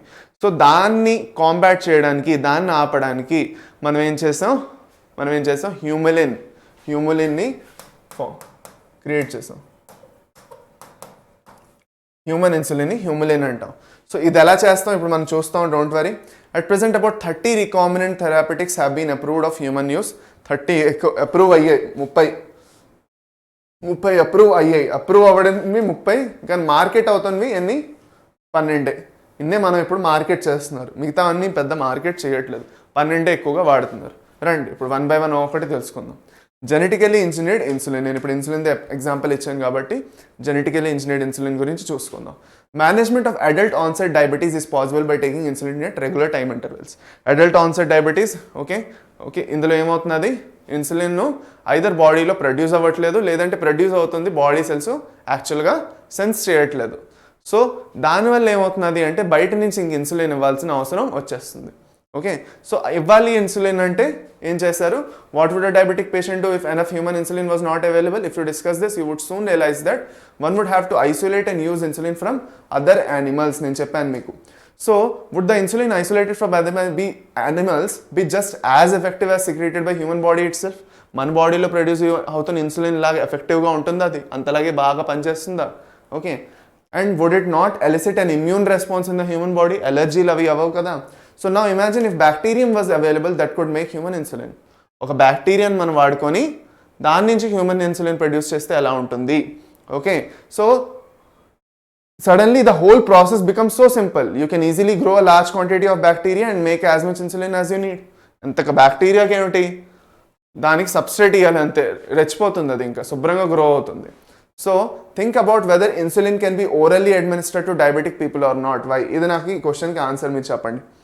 ఇప్పుడు ఇన్సులిన్ మీరు నోట్తో తీసుకుంటారా ట్యాబ్లెట్, లేదంటే లిక్విడ్ ఫామ్లోని, లేదంటే ఇంజెక్షన్స్ త్రూగా తీసుకుంటారు? ఎలా తీసుకుంటారు? ఇంజెక్షన్స్ త్రూగా తీసుకుంటారు, అవునా కదా? ఇంజెక్షన్ త్రూగా తీసుకుంటాం, రైట్? ఎందుకు ఇంజెక్షన్ త్రూగా తీసుకుంటాం? నోట్ నుంచి ఎందుకు తీసుకున్నాం? నార్మల్గా ట్యాబ్లెట్లు లాగా యాంటీబయాటిక్స్ పెయిన్ కిల్లర్స్ తింటాం కదా, నార్మల్ మందులు ట్యాబ్లెట్లా తినేయచ్చు కదా, నోటి నుంచి సిరప్లా తాగేయచ్చు కదా, కఫ్ సిరప్లా. ఎందుకంటే ఇంజెక్షన్లోనే ఎందుకు తీసుకోవాలి మనం? ఎందుకు? వై అనే క్వశ్చన్ మీ మైండ్లో వచ్చిందా లేదా? ఎప్పుడైనా మీరు ఆలోచించారా ఇలా ఎందుకు జరుగుతుంది? ఎందుకు ఇన్సులిన్ ఇంజెక్షన్స్ త్రూగానే తీసుకుంటాం? నార్మల్గా మన బాడీ ప్రాసెస్ డైజెషన్ గురించి మనం చదువుకుంటే మన పొట్టలో ప్రోటీన్ని బ్రేక్ చేసే ఎంజైమ్స్ ఉన్నాయి, పెప్సిన్ మిగతా ఎంజైమ్స్ ఉన్నాయి. అసిడిక్ నేచర్ కూడా ఉంది మన పొట్టలో హెచ్సిఎల్ ఉండడం, సో pH 2.5 to 3 లోపు ఉంటుంది. సో చాలా acidic situation. Insulin is a peptide or protein కన్నా చిన్నది, ప్రోటీన్ అంత పెద్దది కాదు, it's a peptide. So 2 peptide molecules ఉంటాయి, చైన్స్ ఉంటాయి, దానికి మధ్యలో 2 డైసల్ఫైడ్ బ్రిడ్జెస్ ఉంటాయి.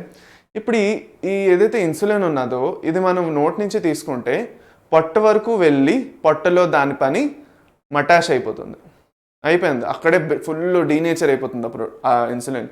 ఈ మనం తీసుకుంది వృధా, ఇంక దేనికి పనికి రాకుండా పోతుంది because of the acidic nature of our gut, mainly the stomach, and the enzymes that contain in our stomach, the protein breaking enzymes, okay, proteases, pepsin adinu. So అందుకే ఏం చేశారు, ఇంజెక్షన్లో ఇవ్వడం మొదలెట్టారు. సో ఇంజెక్షన్లో ఏంటి, దాన్ని ఇంజెక్షన్లో ఇచ్చేస్తే ఏమవుతుంది, ఇంట్రావీనస్గాను, ఐవి అంటారు దాన్ని. ఇంట్రావీనస్గా మనం తీసుకుంటే లేదంటే సబ్డర్మల్గా తీసుకుంటే ఏమవుతుంది, డైరెక్ట్గా బ్లడ్లోకి వెళ్ళిపోతుంది, అది ఇంకా పనే లేదు.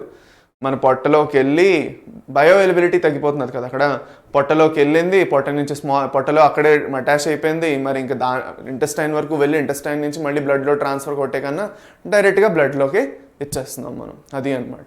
So this is the case of insulin. ఇప్పుడు అది వాళ్ళు ఇక్కడ లాస్ట్లో క్వశ్చన్ అడిగారు, ఇంకేం లేదు, రండి. Insulin use for diabetes was earlier extracted from pancreas of slaughtered cattle and pigs. Okay, so నేను అది చెప్పాను మీకు. స్లాటెడ్ క్యాటల్ అంటే ఏదైతే ఆవులు అవన్నీ ఉన్నాయో అవి చనిపోయిన తర్వాత లేదంటే వాటిని యాక్చువల్గా వాటిని యాక్చువల్గా చంపేసి అవన్నీ కూడా చేశారు. సో ఎథికల్గా కూడా చూస్తే అది కరెక్ట్ కాదు, అవునా కదా? మీరు ఆలోచించి చూడండి. ఓకే, సో పిగ్స్ నుంచి కూడాను. దాని తర్వాత insulin from an animal source though cause some patients to develop allergy or other types of reactions to the foreign protein. Insulin consists of 2 short polypeptide chains, chain A, chain B, that are linked together by disulfide bridges. Chain A ఇంకా chain B ఏదైతే ఉందో, insulin ఎలా form అవుతుంది, chain A ఇంకా chain B రెండు ఉంటాయి అవి. Insulin ఏదైతే ఉందో నార్మల్గా 2 స్ట్రాండ్స్ ఉన్నా కూడా ఎప్పుడైతే అది ఫామ్ అవుతున్నదో, ఓకే చూడండి ఇక్కడ కేర్ఫుల్గా వినండి. ఇన్సులిన్ ఎలా ఫామ్ అవ్వాలి, ఫస్ట్ మనం హ్యూమన్ ఇన్సులిన్ గురించి మాట్లాడుకుంటే హ్యూమిలిన్ గురించి మాట్లాడుకున్నాం. హ్యూమిలిన్ను ఫస్ట్ ఎవరు ప్రొడ్యూస్ చేశారు, ఏ కంపెనీ ప్రొడ్యూస్ చేసింది? The company which first produced human insulin is Eli Lilly. వీళ్ళు ఫస్ట్ హ్యూమన్ ఇన్సులిన్ని ప్రొడ్యూస్ చేశారు. సరే, వీళ్ళు డిస్కవర్ చేశారు. ఇప్పుడు వీళ్ళు ఏం చేశారంటే వీళ్ళు చూశారు హ్యూమన్ ఇన్సులిన్ ఎలా ప్రొడ్యూస్ చేయాలి ఏమిటి అనేది చూశారు. నార్మల్ ప్రొసీజర్ చూస్తే నార్మల్గా హ్యూమన్ ఇన్సులిన్లో 2 స్ట్రాండ్స్ ఉన్నాయి, ఏ స్ట్రాండ్ ఉంది, బి స్ట్రాండ్ ఉంది. వాటి రెండింటి మధ్యన డైసల్ఫైడ్ బ్రిడ్జెస్ ఫామ్ అవుతున్నాయి. సల్ఫర్ ఇక్కడ సల్ఫర్, ఇక్కడ ఆగండి,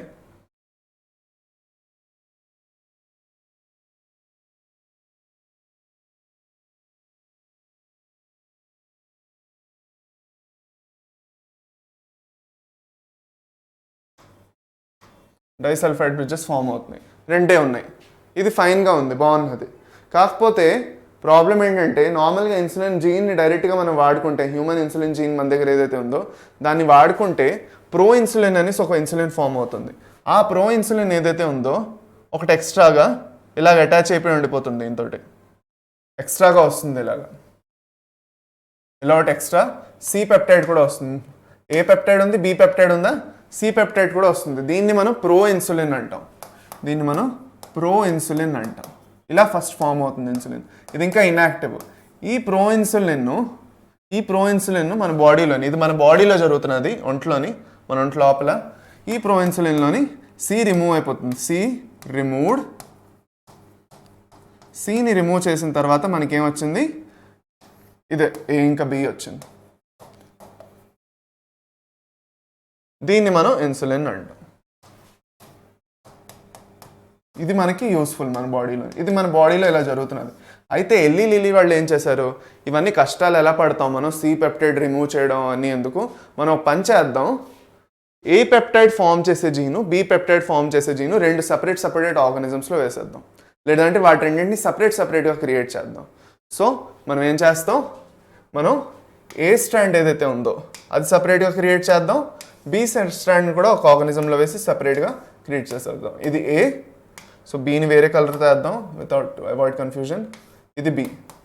సో ఏ ఒక ఆర్గానిజం నుంచి వస్తున్నది, బి ఇంకో ఆర్గానిజం నుంచి వస్తున్నది, రెండింటినీ కలిపి మనం ఏం చేసాం, వి ఫార్మ్డ్ హ్యూమన్ ఇన్సులిన్, హ్యూములిన్ అంటాం దాన్ని.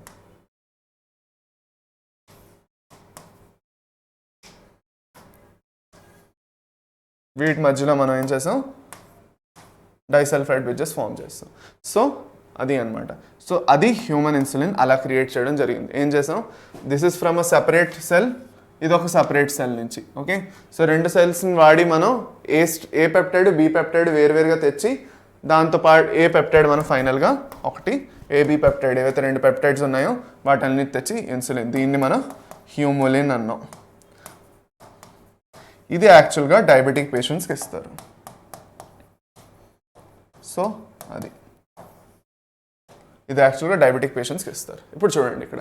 Okay, insulin consist of 2 short polypeptide chains, chain A and chain B, that are link together by disulphide bridges. Correct, తెలుసు మనకి, కరెక్ట్ అది. In mammals including human, insulin synthesised as a prohormone. Prohormone అంటే inactive. Okay, inactive స్టేజ్లో ఉంది, అది తర్వాత వెళ్ళి active అవుతుందని అర్థం.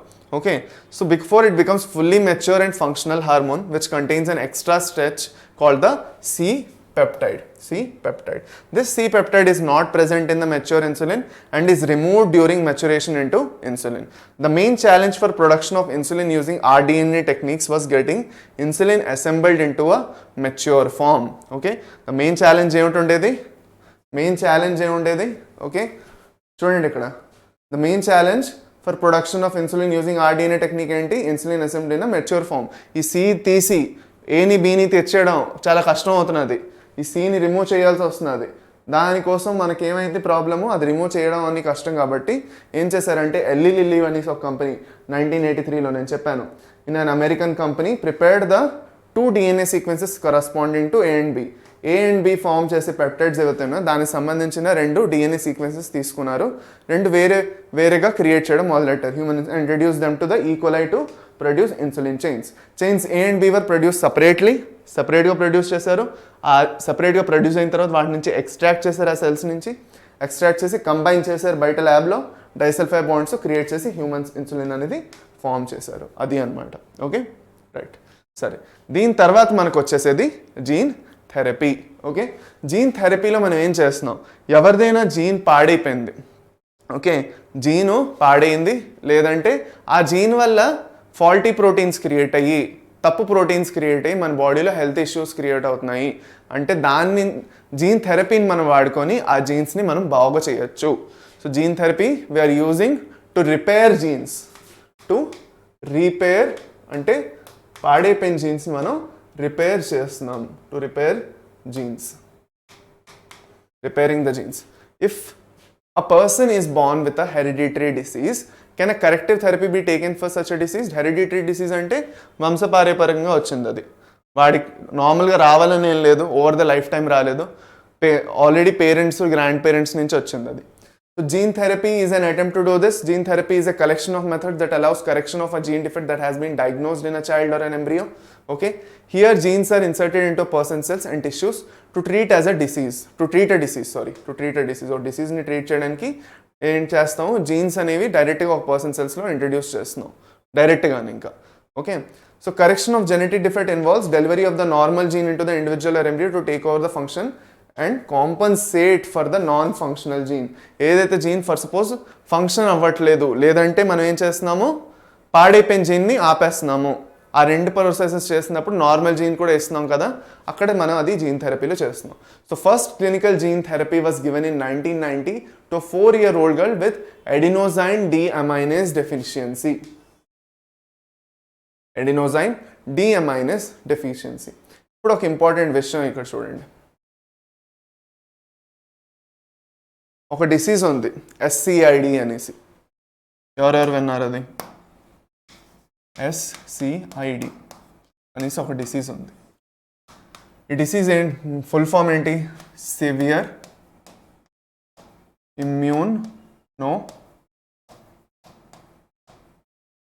సివియర్ కంబైన్డ్ అని వస్తుంది ఫస్ట్. ఇది severe combined immuno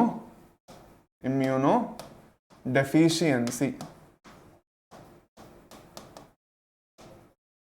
severe combined immuno deficiency అని ఒక రోగం ఉంది. ఇది ఎందుకు వస్తుంది? ఈ ఇష్యూ చిన్నపిల్లల దగ్గర నుంచి వచ్చేస్తుంది. ఇది ఎందుకు చిన్న ఏజ్లోని?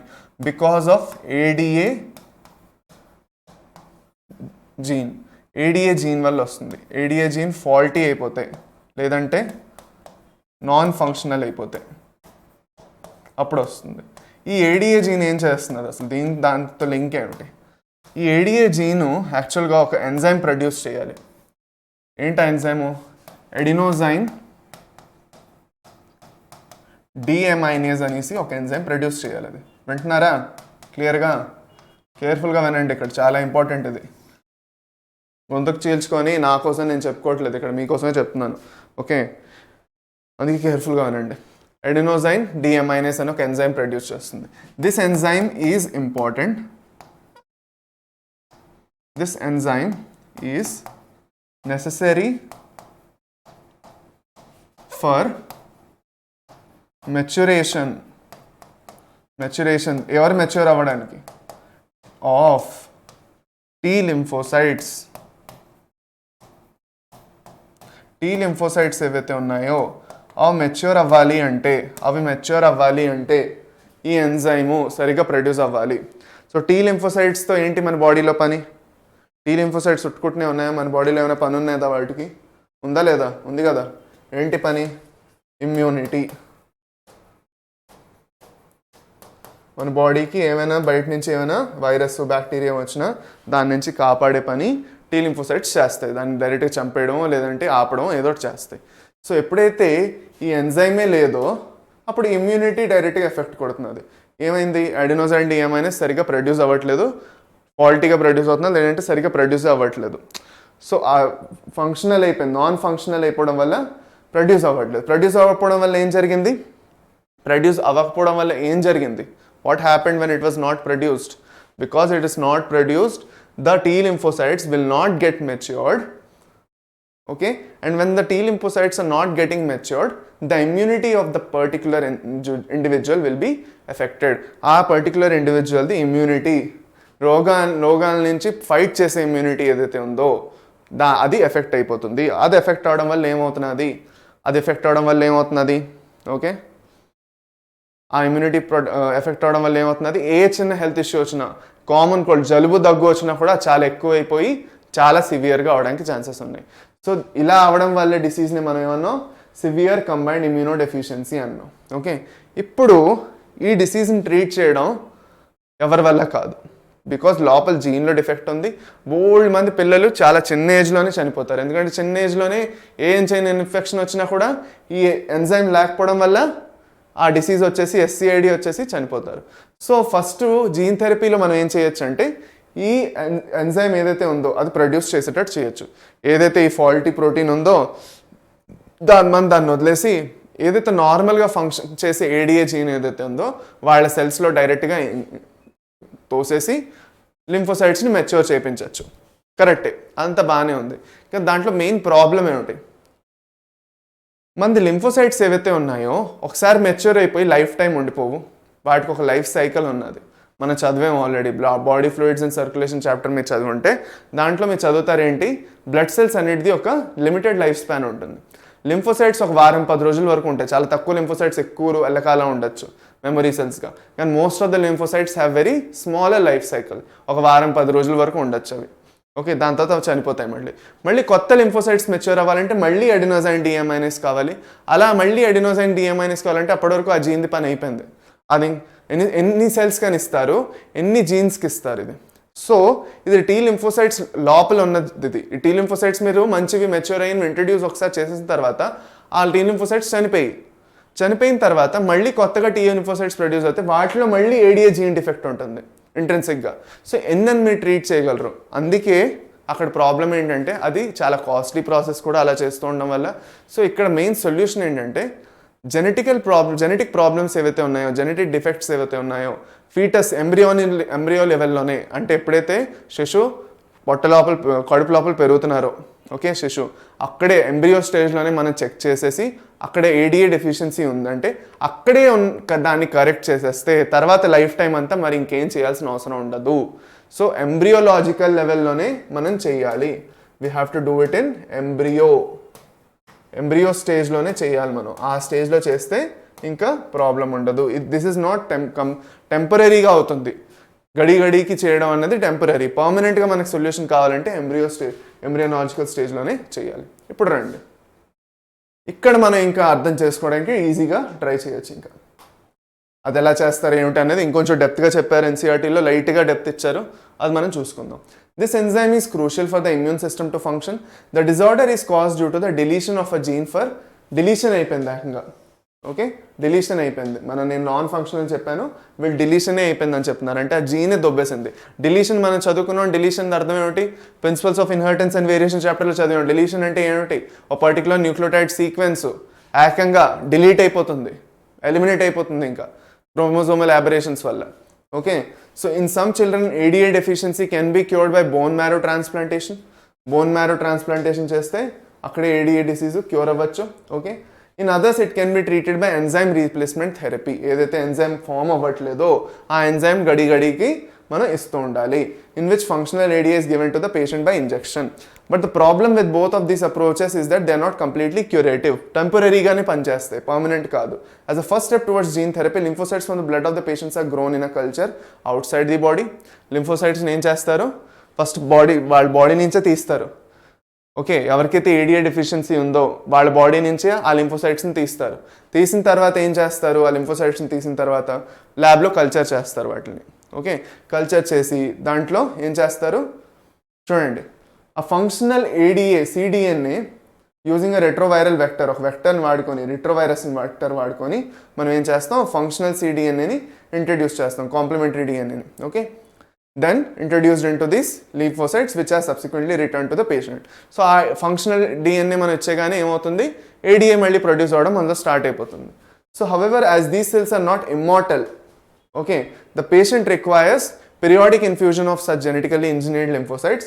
However, if the gene isolate from the marrow cells producing ADA is not introduced into the cells at an early stage, is introduced into the cell at an early embryonic stages, నేను చెప్పినట్టు ఫీటస్లోనే, it could be a permanent cure. అది చెప్పడానికి try చేస్తున్నారు. నెక్స్ట్కి వెళ్ళిపోదాం. Molecular diagnosis ఇదంతా మెడిసిన్లోనే వస్తుంది. Biotechnological applications in medicine ఏదైతే ఉందో అదన్నీ ఇందులో వస్తున్నది. You know that for effective treatment of a disease early diagnosis and understanding it's pathophysiology is very much important. ఆ డిసీజ్ ఎలా అవుతున్నది ఏమిటి అన్నీ తెలుసుకోవడం మనకు అవసరం. మనం డయాగ్నోసిస్ అంటే ఏం చేస్తాం? ఆ డిసీజ్ ఎలా జరుగుతున్నది, ఎందుకు అవుతున్నది అన్నది మనం పూర్తిగా తెలుసుకుంటాం. Using conventional methods of diagnosis early detection is not possible. Conventional methods మనం వాడేమనుకోండి, ఓకే, ఎర్లీ డిటెక్షన్ మనం చేయలేం. ఓకే, కన్వెన్షనల్ మెథడ్స్ మనం వాడితే ఎర్లీ డిటెక్షన్ చేయలేం. ఎందుకు? నార్మల్గా కన్వెన్షనల్ మెథడ్స్ అంటే ఏంటంటే బ్లడ్ టెస్టు, యూరిన్ టెస్టు, ఇవన్నీ ఏవైతే ఉన్నాయో వీటిని కన్వెన్షనల్ మెథడ్స్. ఇవి ఎప్పుడు చేస్తారు? ఒకసారి హెల్త్ ఇష్యూ వచ్చిన తర్వాత. మీకు ఫర్ సపోజ్ ఇప్పుడు ఒక పర్సన్కి టైఫాయిడ్ ఉన్నది, దాని తర్వాత వైరల్ టెస్ట్ చేస్తారు. లేదంటే ఏదైనా వేరే హెల్త్ ఇష్యూ ఉన్నా, యూరిన్ ఇన్ఫెక్షన్ ఉన్నా, ఒకసారి ఇన్ఫెక్షన్ అయిన తర్వాత మీరు వెళ్ళి టెస్ట్ చేయించుకుంటారు. కానీ ముందు నుంచే నాకు వస్తుందా అనేసి ఒక ప్రెడిక్షన్, నాకు ఆ హెల్త్ ఇష్యూ వస్తుందని ఎవరైనా ప్రెడిక్ట్ చేస్తారంటే ఎవరు నెగిటివ్గా ఆలోచించారు కదా. మన లైఫ్లో ఎప్పుడూ ఒకే కాన్సెప్ట్ పెట్టుకుంటాం, ఏంటి? బీ పాజిటివ్ అని ఒక కాన్సెప్ట్ పెట్టుకుంటాం. మనం అన్నీ ఒక పాజిటివ్గా చూసుకుందాం అనేసి. అప్పుడు ఆ పాజిటివ్ మైండ్ సెట్లో మనం నెగిటివ్గా ఏమైనా అవుతుంది అంటే మనం చూసుకోము. ఎక్కువగా ప్రెడిక్ట్ చేయం, నార్మల్గా మనం చేయం. సో అలా చేసినప్పుడు ఆ హెల్త్ ఇష్యూ వచ్చిన తర్వాత మనం వెళ్ళి టెస్ట్లు అవి చేయించుకుంటాం. సో మనం ఇక్కడ మాలిక్యులర్ డయాగ్నోసిస్లో ఏం చేయబోతున్నాము అంటే ఆ రోగం రాకముందే ఏదైనా రోగం కలిగించే ఏమైనా ఇష్యూస్ అవుతున్నాయి మన బాడీ లోపల మాలిక్యులర్ లెవెల్లో, దాన్ని అక్కడే కట్ చేసి పడేస్తాం. అది అనమాట. So using conventional methods of diagnosis, serum and urine analysis, early detection is not possible. Recombinant DNA technology, okay, rDNA technology, PCR, polymerase chain reaction, and enzyme-linked immunosorbent assay, ELISA ni ఎక్కువగా HIV కోసం వాడతారు. HIV ని detect చేయడానికి ELISA ని వాడతారు. Okay, are some of the techniques that serve the purpose of early diagnosis. Presence of a pathogen is normally suspected only when the pathogen has produced a disease symptom. నేను చెప్పినట్టు by this time the concentration of pathogen is already very high in the body. However, very low concentration of bacteria or virus can be detected by amplification of their nucleic acid by PCR. చాలా చిన్న క్వాంటిటీలో ఉన్నది అది. ఆ చిన్న క్వాంటిటీలో దాన్ని మనం ఎలా డిటెక్ట్ చేయగలం? మనం రెగ్యులర్గా టెస్ట్ చేయించుకున్నప్పుడు, టెస్ట్ చేసినప్పుడు ఏం చేస్తారు, ఫస్ట్ ఏదైతే మన బాడీలోని ఏదైతే బ్లడ్ ఉన్నదో ఆ బ్లడ్ని సపరేట్ చేసి దాంట్లో ఎలాంటి జీన్స్ ఉన్నాయి, లేదంటే మన బాడీలో ఏమైనా ఫ్లూయిడ్స్ ఉంటే దాని నుంచి సెల్స్ మనం తీసి, ఓకే, మన బాడీలో ఉన్న సెల్స్ని తీసి, ఫస్ట్ ఆఫ్ ఆల్ హెచ్ఐవి డైరెక్ట్గా టీ లింఫోసైట్స్ని అటాక్ చేస్తుంది. సో ఆ టీ లింఫోసైట్స్ని రెగ్యులర్గా ఐసోలేట్ చేసి వాటిని స్టడీ చేయొచ్చు. దాంట్లో ఏ జీన్స్ ప్రొడ్యూస్ అవుతున్నాయి, అది వైరస్ హెచ్ఐవి జీనా మన జీనేనా? సో వైరస్ జీన్ అయితే ఎలా తెలుసుకుంటాం? సో మనం ఏం చేస్తామంటే మనకు దొరికిన జీన్స్ అన్నింటినీ మనం పీసీఆర్లో పడేస్తాం, పీసీఆర్ మిషన్లో పడేస్తాం. Can you explain how PCR can detect very low amounts of DNA? ఏం చేస్తుంది పీసీఆర్లో యాంప్లిఫై చేస్తుంది, మల్టిప్లై చేసి పడేస్తుంది. మన దగ్గర ఒకటిస్తే అది ఒక కోటి 10 కోట్లు చేసేస్తుంది అది ఆ సీక్వెన్స్ని. ఒక సీక్వెన్స్ ఇచ్చాం మనం, 10 కోట్ల సీక్వెన్స్ తిరిగిస్తుంది మనకి, అది మన తక్కువ. So is now routinely used to detect HIV in suspected AIDS patients. It is being used to detect mutations in genes in suspected cancer patients too. So it is powerful technique to identify many other genetic disorders. So మనం ఏం చేస్తాం, ఆ PCR త్రూగా బోల్డ్ copies create చేసి మనం ఏం చేస్తాం, దాన్ని detect చేస్తాం. దేని త్రూగా? ఎలైసా అని ఒక టెక్నిక్ ఉంది, దాంట్లో మనం ఏం చేస్తాం, డిటెక్ట్ చేస్తాం. ఓకే, దానికన్నా ముందు ఇంకోటి ఉంది చూడండి. A single stranded DNA or RNA tagged with a radioactive molecule is allowed to hybridize to its complementary DNA in a clone of cells followed by detection using autoradiography. ఇక్కడ మనకి ఏమీ అర్థం అవ్వలేదు. సో మనం ఏం చేస్తున్నాం ఇందులో బేసిక్గా, ఓకే, మనం ఏం చేస్తున్నాం అంటే ప్రోబ్స్ వాడుతున్నాం. ప్రోబ్స్ అంటే చిన్న సీక్వెన్సెస్, డిఎన్ఏ సీక్వెన్సెస్. ఓకే, నార్మల్గా ఒక బాడీస్ ఎవరికైతే ఫర్ సపోజ్ మనం చెప్దాం, లెటస్ సే ఒక పర్సన్కి ఆ హెల్త్ ఇష్యూ రాలేదు, ఇంకొక పర్సన్లో మ్యూటేషన్ అయ్యి హెల్త్ ఇష్యూ వచ్చింది, ఇంకో పర్సన్లో మ్యూటేషన్ అవ్వలేదు, సో హెల్త్ ఇష్యూ రాలేదు. ఓకే, రమేష్ సురేష్ అనుకుందాం, ఇద్దరు ఉన్నారు ఫ్రెండ్స్, రమేష్ ది బాడీలో మ్యూటేషన్ జరిగింది, సురేష్ ది బాడీలో మ్యూటేషన్ జరగలేదు. సో ఎప్పుడైతే మనం ఈ ప్రోబ్స్ని వాళ్ళ సెల్స్ని సపరేట్ చేసి వాళ్ళిద్దరి నుంచి సెల్స్ తీసుకున్నాం, ఓకే, ఆ సెల్స్ని సపరేట్ చేసి ఆ సెల్స్లో మ్యూటేషన్ అయిందో లేదో చెక్ చేయడానికి మనం ఈ ప్రోబ్స్ని రిలీజ్ చేస్తాం. ఈ ప్రోబ్స్ ఏమంటే ఉన్నాయి, they are actually tagged with a radioactive molecule. అంటే రేడియోయాక్టివ్ మాలిక్యూల్ అంటే ఎప్పుడైనా మనం వాటిని లైట్ కింద లేదంటే రేడియోగ్రఫీ అని ఒక టెక్నిక్ ఉంది, దాంట్లో చూస్తే మనం అవి గ్లో అవుతాయి అన్నమాట, మనకు కనిపిస్తాయి. సో ఈ ప్రోబ్స్ ఏవైతే ఉన్నాయో నార్మల్గా మన బాడీకి ఏదైతే సీక్వెన్స్ ఉందో ఆ సీక్వెన్స్కి అగేన్స్ట్గా వెళ్ళి అంటుకుపోతాయి ఈజీగా. మన బాడీలో నార్మల్ సీక్వెన్స్ ఇది మన బాడీలో నార్మల్గా సీక్వెన్స్ ఉంది, మ్యూటేషన్ జరగలేదు. సో ఈ ప్రోబ్స్ ఏం చేస్తాయి, ఇలా వెళ్ళి దానికి అటాచ్ అయిపోయి గ్లో అవుతాయి ఆటోరేడియోగ్రఫీలో. అదే ఒక పర్సన్కి డిసీజ్ అయింది, మ్యూటేషన్ అయింది, ఆ ప్రోబ్ వెళ్ళి అటాచ్ అవ్వగలదు? అవ్వలేదు, కాంప్లిమెంటరీగా అవ్వదు, న్యూక్లియోటైడ్ సీక్వెన్స్ మారిపోయింది. సీక్వెన్స్ మారిపోగానే ఏమైపోయింది, అటాచ్ అవ్వలేదు. ఇప్పుడు ఫర్ సపోజ్ నేను మీకు ఒక ఎగ్జాంపుల్ ఇస్తాను చూడండి, I'm giving you an example. ఇక్కడ ఫర్ సపోజ్ నా దగ్గర ఒక సీక్వెన్స్ ఉంది, ఓకే, ATGA అని ఒక సీక్వెన్స్ ఉంది. ఓకే, ఇందులో నార్మల్గా నేను ప్రోబ్ ఇచ్చానంటే వచ్చి ఈజీగా ఇలా అటాచ్ అయిపోతుంది ఆ ప్రోబ్. ఓకేనా, ఈజీగా అటాచ్ అయిపోతుంది. ఇది ప్రోబ్, ఇది కాకపోతే ఇది పర్వాలేదు, this is not a disease. ఇది సురేష్లో ఉంది, this is about Suresh. Okay, ఇప్పుడు నెక్స్ట్ మన రమేష్ గురించి చూసుకుంటే, రమేష్లో ప్రాబ్లం ఏంటి, రమేష్లోని మ్యూటేషన్ జరిగింది. ఎలాగా, ఇదంతా సీక్వెన్స్ బాగానే ఉంది, ATG బాగానే ఉంది. ATG తర్వాత ఏ జాగాలో మళ్ళీ ఏమొస్తుంది, అక్కడ ఏ జాగాలో ఏమొచ్చింది, టీ వచ్చింది, ATGT అని వచ్చింది. వచ్చేయడం వల్ల ఏమైంది, మ్యూటేషన్ జరిగింది. మ్యూటేషన్ జరగడం వల్ల ఏమైంది, ఇది వెళ్ళి అక్కడ అటాచ్ అవుతుందా, అవ్వదు. దీని దగ్గర ఏమిటి, దీని దగ్గర TACT ఉండేది. ఈ TACT వెళ్ళి అటాచ్ అవ్వలేదు కదా, సో ఇది వెళ్ళి అటాచ్ అవ్వదు. అటాచ్ అవ్వడం వల్ల ఇక్కడ ఏంటి, మ్యూటేషన్ జరిగింది కాబట్టి అటాచ్ అవ్వలేదు. అటాచ్ అవ్వకపోవడం వల్ల ప్రోబు ఏమైంది, గ్లో అవ్వదు. సో దట్స్ వై గ్లో అవ్వకపోవడం వల్ల దిస్ పర్సన్ ఈజ్ ఎఫెక్టెడ్ అనేసి మనం ఫైనలైజ్ చేస్తాం. ఇది ఎవరు పాపం, రమేష్కి ఇలాగ అయిందనమాట. రమేష్ది ఈ పరిస్థితి. ఓకే, ఇద్దరు ఫ్రెండ్స్లో నేను ఎగ్జాంపుల్గా చెప్పాను. ఇప్పుడు మనం బుక్లో ఏమి ఇచ్చారో అది చదువుదాం. Okay, will not appear on the photography. The clone having the mutated gene, నేను చెప్పినట్టు రమేష్లోని mutated gene will not hence appear on the photographic film. ఆగండి,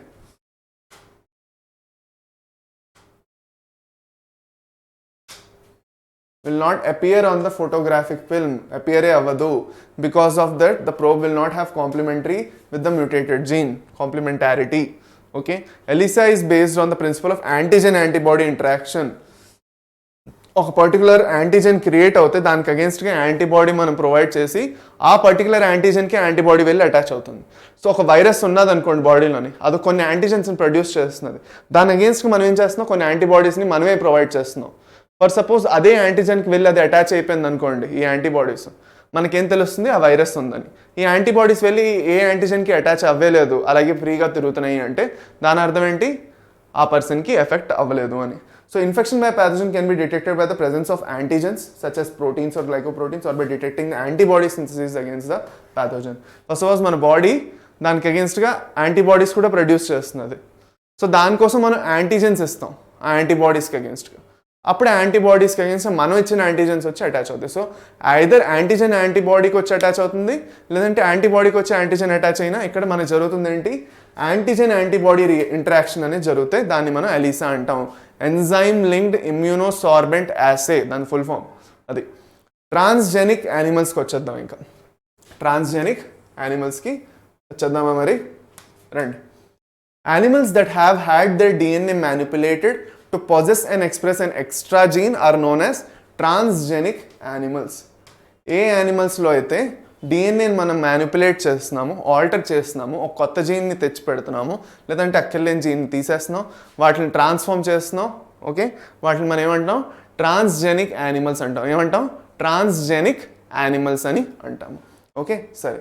the transgenic rats, rabbits, pigs, sheep, cows and fish have been produced, although over 95% of all existing transgenic animals are mice.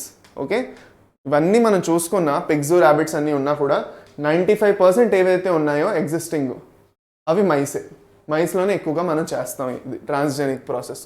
Why are these animals being produce, how can the man benefit from such modifications? ఆ questions మనం answer చేద్దాం రండి. Number 1, first reason ఎందుకు మనం చేస్తున్నాం transgenic animals మనం ఎందుకు produce చేస్తున్నాం. Number 1, normal physiology and development study చేయడానికి. Okay, so transgenic animals can be specifically designed to allow the study of how genes are regulated. మన బాడీలోని నార్మల్గా జీన్స్ ఎలా రెగ్యులేట్ అవుతున్నాయి, ఓకే, మన జీన్స్ ఎలా పనిచేస్తున్నాయి, ఓకే, ఎలా పనిచేస్తూ వాటి ప్రాసెస్ ఎలా ఉన్నది అది స్టడీ చేయడానికి, and how they effect the normal functions of the body and its development, such as example study of complex factors involved in growth such as insulin like growth factor. ఆ insulin like growth factor ఎలా produce అవుతున్నది, అది produce అవ్వడం వల్ల మన బాడీలో ఎలాంటి developmental changes వస్తున్నాయి. ఓకే, అది by introducing genes from other species that alter the formation of this factor and studying the biological effects that result, information is obtained. ఇప్పుడు మనం ఇంకొక ఆర్గానిజం నుంచి జీన్ తెచ్చి ఇక్కడ యాడ్ చేసి దానివల్ల ఏమైనా చేంజెస్ వచ్చిందా, మనం ఏం చేసాం, మైస్లోని ఇన్సులిన్ ఆల్రెడీ ప్రొడ్యూస్ అవుతున్నది, అది ప్రొడ్యూస్ అవడమే కాకుండా దాంట్లో ఇంకా ఎక్స్ట్రా దాన్ని ఇంప్రూవ్మెంట్ చేయడానికి, ఇన్సులిన్ లెవెల్స్ని ఇంప్రూవ్ చేయడానికి మనం కొత్త జీన్ ఇంట్రడ్యూస్ చేస్తే అది నిజంగా పనిచేస్తున్నదా లేదా డైరెక్ట్గా మనకి ఇచ్చేయకుండా. సో మైస్లో మనం ఏం చేస్తున్నాం, టెస్టింగ్ అదే పూర్తిగా చేస్తున్నాం అనమాట. ఏదైనా సరిగ్గా పనిచేస్తున్నదా లేదా జీను, ఓకే, మనకు కావాల్సినట్టు అవుతున్నదా లేదా అనేసి చెక్ చేయడానికి. దాని తర్వాత స్టడీ ఆఫ్ డిసీజ్.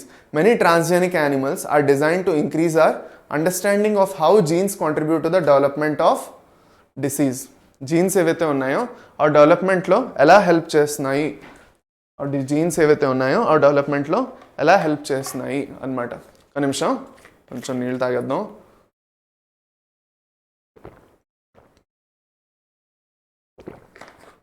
సరే, okay. So these are specifically made to serve as models for human diseases so that investigations of new treatments of diseases is made possible. Today transgenic models exist for many human diseases such as cancer ki, cystic fibrosis ki, rheumatoid arthritis, alzheimer's, ఇవన్నీ ఎలా జరుగుతున్నాయి, వీటిని మనం intrinsic గానీ genetic లెవెల్లో ఎలా ఆపచ్చు, అవన్నీ మనం స్టడీ చేస్తున్నాం. అది ఎక్కడి నుంచి అవుతున్నది, మైస్ని వాడుకొని అవుతున్నది. మనం ఎలకల్ని వాటి మీద రీసెర్చ్ చేసి మనం అది తెలుసుకుంటున్నాం. దాని తర్వాత biological products. Medicines required to treat certain human diseases can contain biological products, but such products are often expensive to make. ఇప్పుడు యాంటీబయోటిక్స్ అవనండి, లేదంటే యాంటీబయోటిక్స్ ఇంకా చాలా చిన్న టర్మ్, ఈజీ. ఇంకా ఫర్ సపోజ్ మనం చాలా హై లెవెల్లోని మనం కొన్ని మెడిసిన్స్ ప్రొడ్యూస్ చేద్దాం అనుకుంటున్నాం, చాలా కష్టం ప్రిపేర్ చేయడం. సో అలా చేయాలన్నా కూడా మనం ఈ ట్రాన్స్జెనిక్ మైస్ని వాడతాం, యానిమల్స్ని వాడతాం. That produce useful biological products can be created by introduction of the portion of DNA which codes for a particular product such as a human protein alpha-1 antitrypsin use to treat emphysema. Emphysema దేని వల్ల అవుతుంది, smoking వల్ల అవుతుంది. So smoking వల్ల అయిన ఎంఫిసెమాని treat చేయడానికి alpha-1 antitrypsin అనేసి ఒక ప్రోటీన్ ఉంది. ఓకే, అది ఏం చేస్తారు, మైస్లో ఇచ్చి దాని పర్టికులర్ DNA మౌస్లో ఇంట్రడ్యూస్ చేసి దాన్ని ప్రొడ్యూస్ చేయించి అప్పుడు దాన్ని మన బాడీలోకి ఇస్తారు ట్రీట్ చేయడానికి ఎంఫిసెమాని. Similar attempts are being made to treatment of PKU, phenylketonuria and cystic fibrosis. Now in 1997, చాలా ఇంపార్టెంట్ ఇది, the first transgenic cow Rosie produced human protein enriched milk. ఇది చాలా ఇంపార్టెంట్. ఎంత ఇంపార్టెంట్ అంటే అంత ఇంపార్టెంట్. మిల్క్ ఏదైతే ఉందో మన బాడీలోని దాంట్లో ప్రోటీన్ కంటెంట్, నార్మల్గా మన కౌ మిల్క్ తాగుతాం, ఆవు పాలు తీసుకుంటే దాంట్లో ప్రోటీన్ కంటెంట్ ఎక్కువ మరీ ఉండదు, అంటే ఉంటుంది, కాకపోతే దాన్ని ఇంకా ఇంప్రూవ్ చేయాలి అనే ఒక ఆశయంతో వీళ్ళు ఏం చేశారంటే ట్రాన్స్జెనిక్ కౌ రోజీని ఫస్ట్ ఫామ్ చేశారు, ప్రొడ్యూస్ చేశారు. వాళ్ళు ఏం చేశారంటే ఆ కౌ త్రూగా ఏదైతే ఆ కౌ ఆ మిల్క్ ప్రొడ్యూస్ చేస్తున్నదో దేనివల్ల అది ఆల్ఫా లాక్టాల్బుమిన్ అనేసి ఒక హ్యూమన్ ప్రోటీన్, ఇది ఆల్ఫా లాక్టాల్బుమిన్ అనేసి అని ఒక హ్యూమన్ ప్రోటీన్ని ఇంట్రడ్యూస్ చేసి దాన్ని ఏం చేశారు, అందులోని ఆ ప్రోటీను ఆ పాలు ఏవైతే ఉన్నాయో కౌ పాలు, ఇప్పుడు ఫర్ సపోజ్ ఆవు పాలు ఉన్నాయనుకోండి, నార్మల్ ఆవు పాలు హ్యూమన్ ఆల్ఫా లాక్టాల్బుమిన్ ఉండదు నార్మల్ ఆవు పాలు. సో మనం రోజీ అనే ఒక ట్రాన్స్జెనిక్ కౌన్ ప్రొడ్యూస్ చేసాం, దాంట్లో వచ్చిన పాలు దాని నుంచి వచ్చిన పాలులోని ఈ ఆల్ఫా లాక్టాల్బుమిన్ అనేది ఉండడం అనేది చూశారు. సో అది ఒకటి మైండ్లో పెట్టుకొని చేశారు అది. ఓకే, సో అదే మీకు ఒక ఇంపార్టెంట్ క్వశ్చన్గా రావచ్చు. రోజీ మెయిన్ చాలా ఇంపార్టెంట్ మీకు, it's very much important. The milk content and was nutritionally more balanced product for human babies than the natural cow milk. మెయిన్గా చిన్న పిల్లలు ఎవరైతే ఉన్నారో, చిన్న శిశువులు ఉన్నారో వాళ్ళ కోసం ఈ పాలు చాలా ఉపయోగపడ్డాయి. సరే, వ్యాక్సిన్ సేఫ్టీ. వ్యాక్సిన్స్ సేఫ్గా ఉన్నాయా లేదా అని చెక్ చేయడానికి ఇప్పుడు మనం కోవిడ్ వ్యాక్సిన్స్ తీసుకున్నాం, కోవిషీల్డ్, కోవాక్సిన్, మనకి సేఫా కాదని చెక్ చేయడానికి ముందు మైస్ మీద ఫస్ట్ ప్రయోగాలు చేస్తారు. So transgenic mice are being developed for use in the testing the safety of vaccines before they are used on humans. Transgenic mice are being used to test the safety of polio vaccine కూడా వాడారు. If successful and found to be reliable they could replace the use of monkeys to test the safe of batches of the vaccine. ఒకసారి మైస్లో అయిన తర్వాత దాని తర్వాత మంకీస్లో తెస్తారు. Who is our nearest relative then after mice? Monkey is our nearest relative. So first మంకీలో కూడా చేస్తారు. మంకీ అంటే కోతుల్లో కూడా చేసిన తర్వాత ఫైనల్గా అది బాగా పనిచేస్తున్నది అంటే అప్పుడు ఇంకా హ్యూమన్ ట్రయల్స్ మొదలెడతారు, క్లినికల్ ట్రయల్స్. అది అప్పటి వరకు హ్యూమన్ ట్రయల్స్ స్టార్ట్ చేయరు. Chemical safety testing. This is known as toxicity or safety testing. Okay, దీంట్లో ఏం చేస్తున్నారు? Procedure is same as used for testing toxicity of drugs. Transgenic animals are made that carry genes which make them more sensitive to toxic substances than non-transgenic animals. So they are then exposed to toxic substances and the effects are studied. Toxicity testing in such animals will allow us to obtain more results in less time. మనకి toxins ఇవ్వడం వల్ల toxins వల్ల మనకి బాడీలో ఎలాంటి effects ఉంటాయి, for suppose ఆ యానిమల్లో ఆ టాక్సిన్ నుంచి యాక్చువల్గా టాక్సిన్ సెన్సిటివ్ జీన్ లేదు. సో ఆ యానిమల్కి మనం నార్మల్గా ఆ యానిమల్ ఉంది, ట్రాన్స్జెనిక్ మైస్ కాదు, ఇంకా నార్మల్ ఎలుక, దానికి మనం ఆ టాక్సిన్ ఇచ్చినా దానికి ఏం అవ్వలేదు. కాకపోతే మనలో ఆ జీన్ ఉన్నది, ఆ టాక్సిన్ మనకు వచ్చిందంటే మనకేమైనా ప్రాబ్లం అవ్వచ్చు. సో మనలో ఆ టాక్సిన్ వచ్చి ఎలాంటి ప్రాబ్లం క్రియేట్ చేస్తున్నది, టాక్సిన్ ఏ అని ఒక టాక్సిన్ ఉన్నది అనుకోండి, ఆ టాక్సిన్ మన మనుషుల్లోకి వచ్చి ఎలాంటి ప్రాబ్లం క్రియేట్ చేస్తున్నది అది స్టడీ చేయడానికి మనలో ఉన్న జీన్ని తీసి ఏదైతే ఈ టాక్సిన్కి సెన్సిటివ్గా ఉందో అది మైస్లోకి ట్రాన్స్ఫర్ చేసి ఆ మైస్కి మళ్ళీ ఈ టాక్సిన్ ఇచ్చిన తర్వాత ఆ మైస్ ఆ టాక్సిన్కి ఎలా రెస్పాండ్ అవుతున్నదో అన్నది స్టడీ చేస్తారు. ఓకే, అది లాస్ట్లో వచ్చేసి ఎథికల్ ఇష్యూస్కి వచ్చేద్దాం. Okay, the manipulation. ఇప్పుడు ఎథికల్ ఇష్యూస్ అంటే దేనికోసం, ఎథికల్ ఇష్యూస్ దేని గురించి చదువుతున్నాం అంటే మనకు నచ్చినట్టు మనం రీసెర్చ్ చేసుకుంటూ వెళ్ళిపోతే ఇంకా ఎందుకు అసలు ఎవరైనా బతుకుతారా, ఏదైనా యానిమల్ బతుకుతుందా, మనకు కావాల్సినంత ర్యాబిట్స్ని, గినియా పిగ్స్ని, మైస్ని అన్నిటిని తీసుకొని మనకు కావాల్సినంత రీసెర్చ్ ఇష్టం వచ్చినట్టు చేసేస్తున్నాం అనుకోండి, ఇంకేమిటి మరి, బోల్డ్ యానిమల్స్ చనిపోతే అలాగా, పాపులేషన్ డిక్లైన్ వచ్చేస్తుంది, ఫుడ్ వెబ్ డిస్టర్బ్ అయిపోతుంది, ఎకో సిస్టమ్ డిస్టర్బ్ అయిపోతుంది. ఓకే, సో దాన్ని అదుపులో పెట్టడానికి, ఆపడానికి ఇప్పుడు పెద్ద ఫర్ సపోజ్ ర్యాలీలు అవి జరుగుతున్నాయి అనుకోండి, అక్కడ పోలీస్ని లా అండ్ ఆర్డర్ కోసం పిలుస్తారు. పెద్ద ఫంక్షన్లు జరుగుతున్నాయి, పబ్లిక్ గ్యాదరింగ్స్ జరుగుతున్నాయి, ఎలక్షన్ ర్యాలీలు అవుతున్నాయి, బోల్డ్ మంది జనాలు రోడ్ల మీదకి వస్తారు, లేదంటే ప్రొటెస్ట్లు అవుతున్నాయి. అక్కడ ఏమవుతుంది, పోలీసుల్ని లా అండ్ ఆర్డర్ కోసం పిలుస్తారు. ఎందుకంటే మనకు తెలుసు మన దేశంలో ప్రొటెస్టులు చేసినప్పుడు ఎలాగో వెళ్ళి బస్సులకి వాటికి మంటలు పెట్టేడాలు, ఒకళ్ళనొకళ్ళు కొట్టేసుకోవడాలు, దాంట్లో చాలామంది గాయాలయ్యి బోల్డ్ మంది చనిపోవడానికి కూడా ఛాన్సెస్ ఉన్నాయి. కాబట్టి ఆ ప్రొటెస్టుల్లో ర్యాలీల్లోని ఏం చేస్తారు, పోలీసుల్ని రమ్మంటారు లా అండ్ ఆర్డర్ కోసం. సో పోలీసులు అక్కడ ఏం చేస్తున్నారు, బేసిక్గా రెగ్యులేషన్ చేస్తున్నారు, అంటే చూస్తున్నారు ఎలాంటి తప్పు జరగకుండా అన్నీ సభ్యంగా కరెక్ట్గా జరగాలనేసి వాళ్ళు చూస్తున్నారు. సో అలాగే మన జెనెటిక్స్ ఏదైతే మొత్తం మనం ఇప్పుడు చదువుకున్నాం, బయోటెక్నాలజీ ఏదైతే మొత్తం చదువుకున్నాం, అక్కడ ఏదైతే మొత్తం రీసెర్చ్ జరుగుతున్నదో ఆ ప్రాసెస్లో అక్కడ ఏం జరుగుతున్నదో అదన్నీ కూడా రెగ్యులేట్ చేయడానికి ఒక కమిటీ ఉంది. దాన్నే మనం జెనెటిక్ ఇంజనీరింగ్ అప్రూవల్ కమిటీ అంటాం. దీని నుంచి మీకు రెగ్యులర్గా క్వశ్చన్స్ వస్తాయి. ఇప్పుడు మనం ఏది నుంచి చదువుదాం. The manipulation of living organism by human race cannot go on any further without regulation. ఇష్టం వచ్చినట్టు చేసుకుంటూ వెళ్ళడం మనం తప్పు అది. Some ethical standards are required to evaluate the morality of human activities that might help or harm living organisms. So అందుకే going beyond the morality of such issues, the biological significance of such things is also important. Genetic modification of organisms can have unpredictable results when such organisms are introduced into the ecosystem. Okay, so therefore the Indian government has set up organizations such as GEAC, which will make decisions regarding the validity of GM research and the safety of the introduction of GM organisms into the public services. So the modification or usage of living organisms for public services such as food, medicine sources, etc. has also created problems with patents granted for the same. Patents ante enti? ఇప్పుడు for suppose నేనేం చేశాను, బోల్డ్ మంది companies ఇలా చేస్తున్నాయి, already బోల్డ్ మంది companies ఇలా చేస్తున్నాయి. ఇప్పుడు బాస్మతి రైస్ది అన్నిటికన్నా బెస్ట్ ఎగ్జాంపుల్ అనుకోండి. మన ఇండియాలో బాస్మతి రైస్ చాలా ఏళ్ల నుంచి ఉంది. సో లక్షల ఏళ్ళ నుంచి ఓకే మన ఇండియాలో బాస్మతి రైస్ గ్రో అవుతున్నది. That is intrinsic to India. మన భారతదేశంలోనే ఆ క్వాలిటీ గ్రో అవుతుంది బాస్మతి రైస్. ఒక అమెరికన్ కంపెనీ ఏం చేసింది అంటే, ఒక ఫారెన్ కంపెనీ ఏం చేసిందంటే, వెస్ట్రన్ కంపెనీ వెళ్ళి పేటెంట్ ఫైల్ చేస్తుంది. ఆ బాస్మతి రైస్ ఏదైతే ఉందో అది మేమే సేల్ చేయగలం, ఇంకెవరు సేల్ చేయకూడదు అనేసి, ఏదో పెద్ద వాళ్ళు ప్రొడ్యూస్ చేసినట్టు. సో దాన్నే ఏంటంటాం, బయోపైరసీ అంటాం.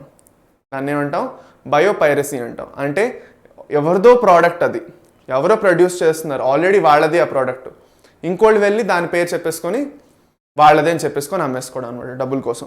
దాన్ని మనం బయోపైరసీ అంటాం. సో పేటెంట్ చేసుకోవడం అంటే ఏంటంటే నా పేరు మీద ఇంకా చేసుకోవడం అనమాట. ఒక ప్రోడక్ట్ నేను క్రియేట్ చేశాను. ఫర్ సపోజ్ నేను ఒక మంచి ఐస్ క్రీమ్ క్రియేట్ చేశాను అనుకోండి.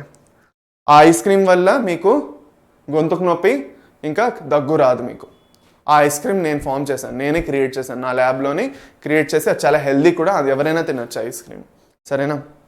ఇప్పుడు ఎవరో దీన్ని అబ్జర్వ్ చేశారు, వీడు చాలా మంచి ఐస్ క్రీమ్ ఫామ్ చేస్తున్నాడు, దానివల్ల ఎవరికి హెల్త్ ఇష్యూస్ రావట్లేదు, చాలా హెల్దీ ఐస్ క్రీమ్ అది, ఓకే, దాంట్లో మంచి ప్రోటీన్ అవన్నీ కూడా ఉన్నాయి, సో మనం పని చేద్దాం, ఇది మనమే ప్రొడ్యూస్ చేయడం మొదలెట్టేసి ఇది మందే అని చెప్పుకొని ఫస్ట్ వెళ్ళి పేటెంట్ ఫైల్ చేసేద్దాం.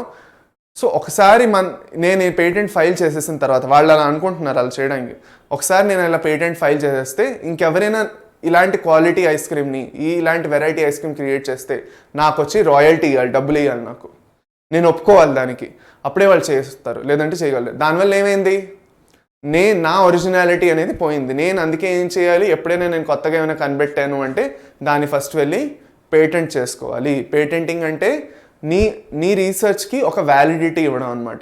మనం చేసిన రీసెర్చ్కి మనం చేసిన పనికి ఒక వ్యాలిడిటీ ఉన్నది అని చెప్పుకోవడం.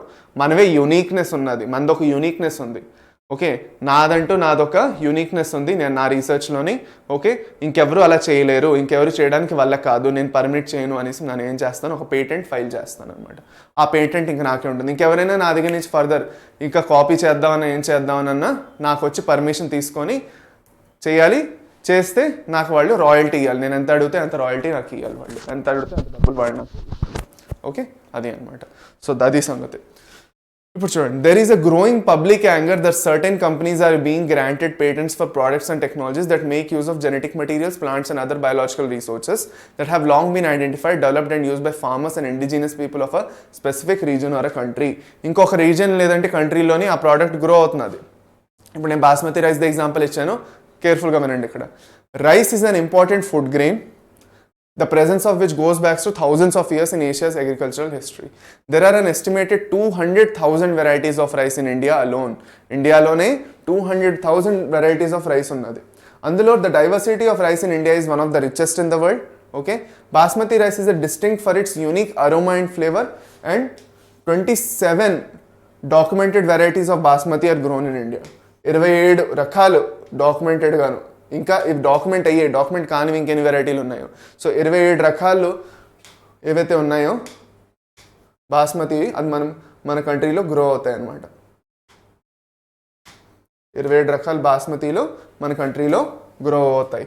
There is reference to Basmati in ancient texts, folklore and poetry as it has been grown for centuries.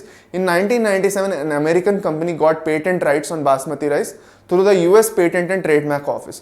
అక్కడికి వెళ్ళి ఈ బాస్మతి రైస్ యాక్చువల్గా మేమే దాన్ని సేల్ చేయగలం, ఇంకెవరు దానికి సేల్ చేయడానికి వల్ల కాదు. అంటే ఇండియాలో ఉన్న ఫార్మర్స్ మనం ఎరిపప్పలు ఇన్ని ఏళ్ళ నుంచి ఇక్కడ ప్రొడ్యూస్ అవుతున్నది, వాళ్ళు ప్రొడ్యూస్ చేస్తున్నారంట, వాళ్ళదే అంటే ఇంకా బాస్మతి రైస్. అంటే ఇప్పుడు మనం ప్యాకెట్ చేసి అమ్మినా కూడా మనం వాళ్ళకి రాయల్టీ ఇవ్వాలి, డబ్బులు ఇవ్వాలి, అప్పుడే మనం అమ్ముకోవచ్చు, లేదంటే మనం అమ్ముకోలేము అనేసి. Okay, so there is reference to Basmati ఎంత అయింది, US patent. This allowed the company to sell a new variety of Basmati in the US and abroad. This new variety of Basmati had actually been derived from Indian farmer varieties. India నుంచే తీసుకెళ్ళి అక్కడ produce చేయడం మొదలెట్టారు. Indian Basmati was crossed with semi-dark varieties and claimed as an invention or a novelty. మన రైస్ని తీసుకెళ్ళి కొత్తగా ఏదో లైట్ కొంచెం సెమీ డార్క్ వెరైటీ తోటి ఒకసారి లైట్గా క్రాస్ చేసి అది కొత్త వెరైటీ అని చెప్పేసి మొదలెట్టారు. The patent extends to functional equivalents implying that other people selling basmati rice could be restricted by the patent. ఇంకెవరు సేల్ చేయలేరు, లేదంటే వాళ్ళకి రాయల్టీ ఇవ్వాలి. Several attempts have also been made to patent uses products and processes based on the Indian traditional herbal medicines etcetera. Turmeric, neem ఇవన్నీను. ఇప్పుడు టర్మరిక్లోని antioxidants ఉన్నాయి, they have cancer healing properties టర్మరిక్లో, పసుపులోని, అందుకే పసుపు చాలా మంచిది అంటారు. దాని తర్వాత నీమ్లో కూడా యాంటీ ఫంగల్ ప్రాపర్టీస్ ఉన్నాయి. సో ఇవన్నీ చాలా ఫైట్ చేసి ప్రొటెస్ట్ చేసిన తర్వాత ఆ పేటెంట్లు ఏకంగా రివోక్ అయిపోయాయి అనమాట, పోయాయి ఇంకా పేటెంట్లు. ఇంకా యాక్చువల్గా బాస్మతి రైస్ యాక్చువల్గా ఇండియా గెలిచేసింది అది. సో ఇప్పుడు ఇంకా పేటెంట్ లేదు వాళ్ళ దగ్గర, అమెరికన్ కంపెనీ దగ్గర. If we are not vigilant and we do not immediately counter these patent applications, వెంటనే మనం చేయాలి. ఇప్పుడు ఒక పేటెంట్ అప్లికేషన్ రాగానే వెంటనే మనం కౌంటర్ చేయాలి దాన్ని. వాళ్ళు చేసింది తప్పు, అలాగా కరెక్ట్ కాదు అది, ఓకే, ఈ వెరైటీ చాలా ఏళ్ళ నుంచి మేమే కనిపెట్టాం, మాకే తెలిసింది ఆల్రెడీ, ఓకే, సో వాళ్ళు తప్పుగా చేస్తున్నారు అనేసి మనం వెంటనే వెళ్ళి దాన్ని కౌంటర్ అటాక్ చేయాలి. Okay, other countries individuals May encash on hour rich legacy, మన లెగసీ మీద వాళ్ళు డబ్బులు సంపాదించడం మొదలెట్టేస్తారు, లేదంటే we may not be able to do anything about it. అది okay. Biopiracy is the term used to refer to the use of bioresources by multinational companies or MNCs and other organizations without proper authorization from the countries and people concerned without the compensatory payment. Okay, మమ్మల్ని అడగకుండా మనకు సరైన payment ఇవ్వకుండా వాళ్ళు ఇష్టం వచ్చినట్టు వాళ్ళు వాడేసుకోవడం అనమాట ఇక్కడ రీసోర్సెస్, దాన్ని బయోపైరసీ అంటారు. Most of the industrialised nations are rich financially but poor in biodiversity and traditional knowledge. Industrialised nations ఏవైతే ఉన్నాయో, బాగా డెవలప్డ్ ఇండస్ట్రీ ఉన్న నేషన్స్లోని డబ్బులు బోల్డ్ ఉన్నాయి వాళ్ళకి, లేదంటే కాకపోతే వాళ్ళకి బయోడైవర్సిటీ లేదు, అక్కడ మంచి యానిమల్స్ వెరైటీ, ప్లాంట్ వెరైటీస్ లేవు, అలాగే బతుకుతున్నారు వాళ్ళు అక్కడ. సో వాళ్ళు ఏం చేస్తున్నారు, in contrast the developing in under developed world is rich in biodiversity. ఎందుకంటే వాళ్ళు ఉన్న బయోడైవర్సిటీ అంతాను ఇండస్ట్రీస్ కట్టినప్పుడు కట్ చేసి పడేశారు, డిఫారెస్టేషన్ అది చేసి అన్ని చేసి ఎక్స్ప్లాయిటేషన్ చేసి ఏం చేశారు, ఫారెస్ట్ కవర్ని అంతటిని రిమూవ్ చేసి ఇండస్ట్రీస్ కట్టారు. ఇప్పుడు వాళ్ళ దగ్గర ఇండస్ట్రీసే ఉన్నాయి కాబట్టి చెట్లు పొలాలు లేవు కాబట్టి ఇంకో కంట్రీల మీద వచ్చి పడ్డాం, ఎవరైతే ఇంకా డెవలప్ అవ్వలేదో డెవలపింగ్ అండర్ డెవలపింగ్ కంట్రీస్ మీద వచ్చి పడ్డాం అనమాట. Rich in biodiversity and traditional knowledge related to bio resources, ఇక్కడ మనకి ఇంకా బెటర్గా ఉంది వాళ్ళకన్నా. Traditional knowledge related to bio resources can be exploited to develop modern applications, can be use to save time, effort, expenditure during their commercialisation. అది there has been growing realization of injustice, inadequate compensation and benefit sharing between the developed and the developing countries. వాళ్ళకి ఇష్టం వచ్చినట్టు వాళ్ళు resources వాడేసుకొని మనకు సరిగ్గా డబ్బులు ఇవ్వకుండా మన దగ్గర నుంచి అన్ని బెనిఫిట్స్ తీసుకోవడం ఎక్కువ అవుతున్నది. therefore some nations are developing laws to prevent such unauthorized exploitation of bio resources and traditional knowledge. So అలాగే మన Indian parliament has recently cleared the second amendment of the Indian Patents Bill. ఇది చాలా important too. Indian patents bill ఏమంటుంది, that takes such issues into consideration. ఈ పేటెంట్స్ది సంబంధించింది, బయోపైరసీకి సంబంధించిన issues అన్ని చూసుకుంటారు వీళ్ళు, అది అనమాట. ఓకే, అది. సో దీంతో మంది chapter NCERT line by line మొత్తం కంప్లీట్ అయిపోయింది. ఓకే, మంచిగా మొత్తం కవర్ చేసుకున్నాను ఈ చాప్టర్ అంతా. దీంట్లో ఎక్కడెక్కడ ఇంపార్టెంట్ క్వశ్చన్స్ వస్తాయి కూడా చెప్పేసాను నేను మీకు. సో మంచి నేర్చుకున్నారనుకుంటున్నాను. నెక్స్ట్ క్లాస్లో మళ్ళీ ఇంకో ఇంట్రెస్టింగ్ లెక్చర్లో మళ్ళీ కలుసుకుందాం. మీరు ఏమైనా డౌట్స్ ఉన్నా కింద కామెంట్ సెక్షన్లో చెప్పడం మర్చిపోకండి. సెషన్ నచ్చిందో లేదో చెప్పండి. మీకు సెషన్ నచ్చితే లైక్ చేసి మీ క్లాస్మేట్స్తో షేర్ చేయడానికి మర్చిపోకండి. ఓకే, సో అప్పటి వరకు మళ్ళీ కలుద్దాం. Bye students, bye, take care, have a nice day.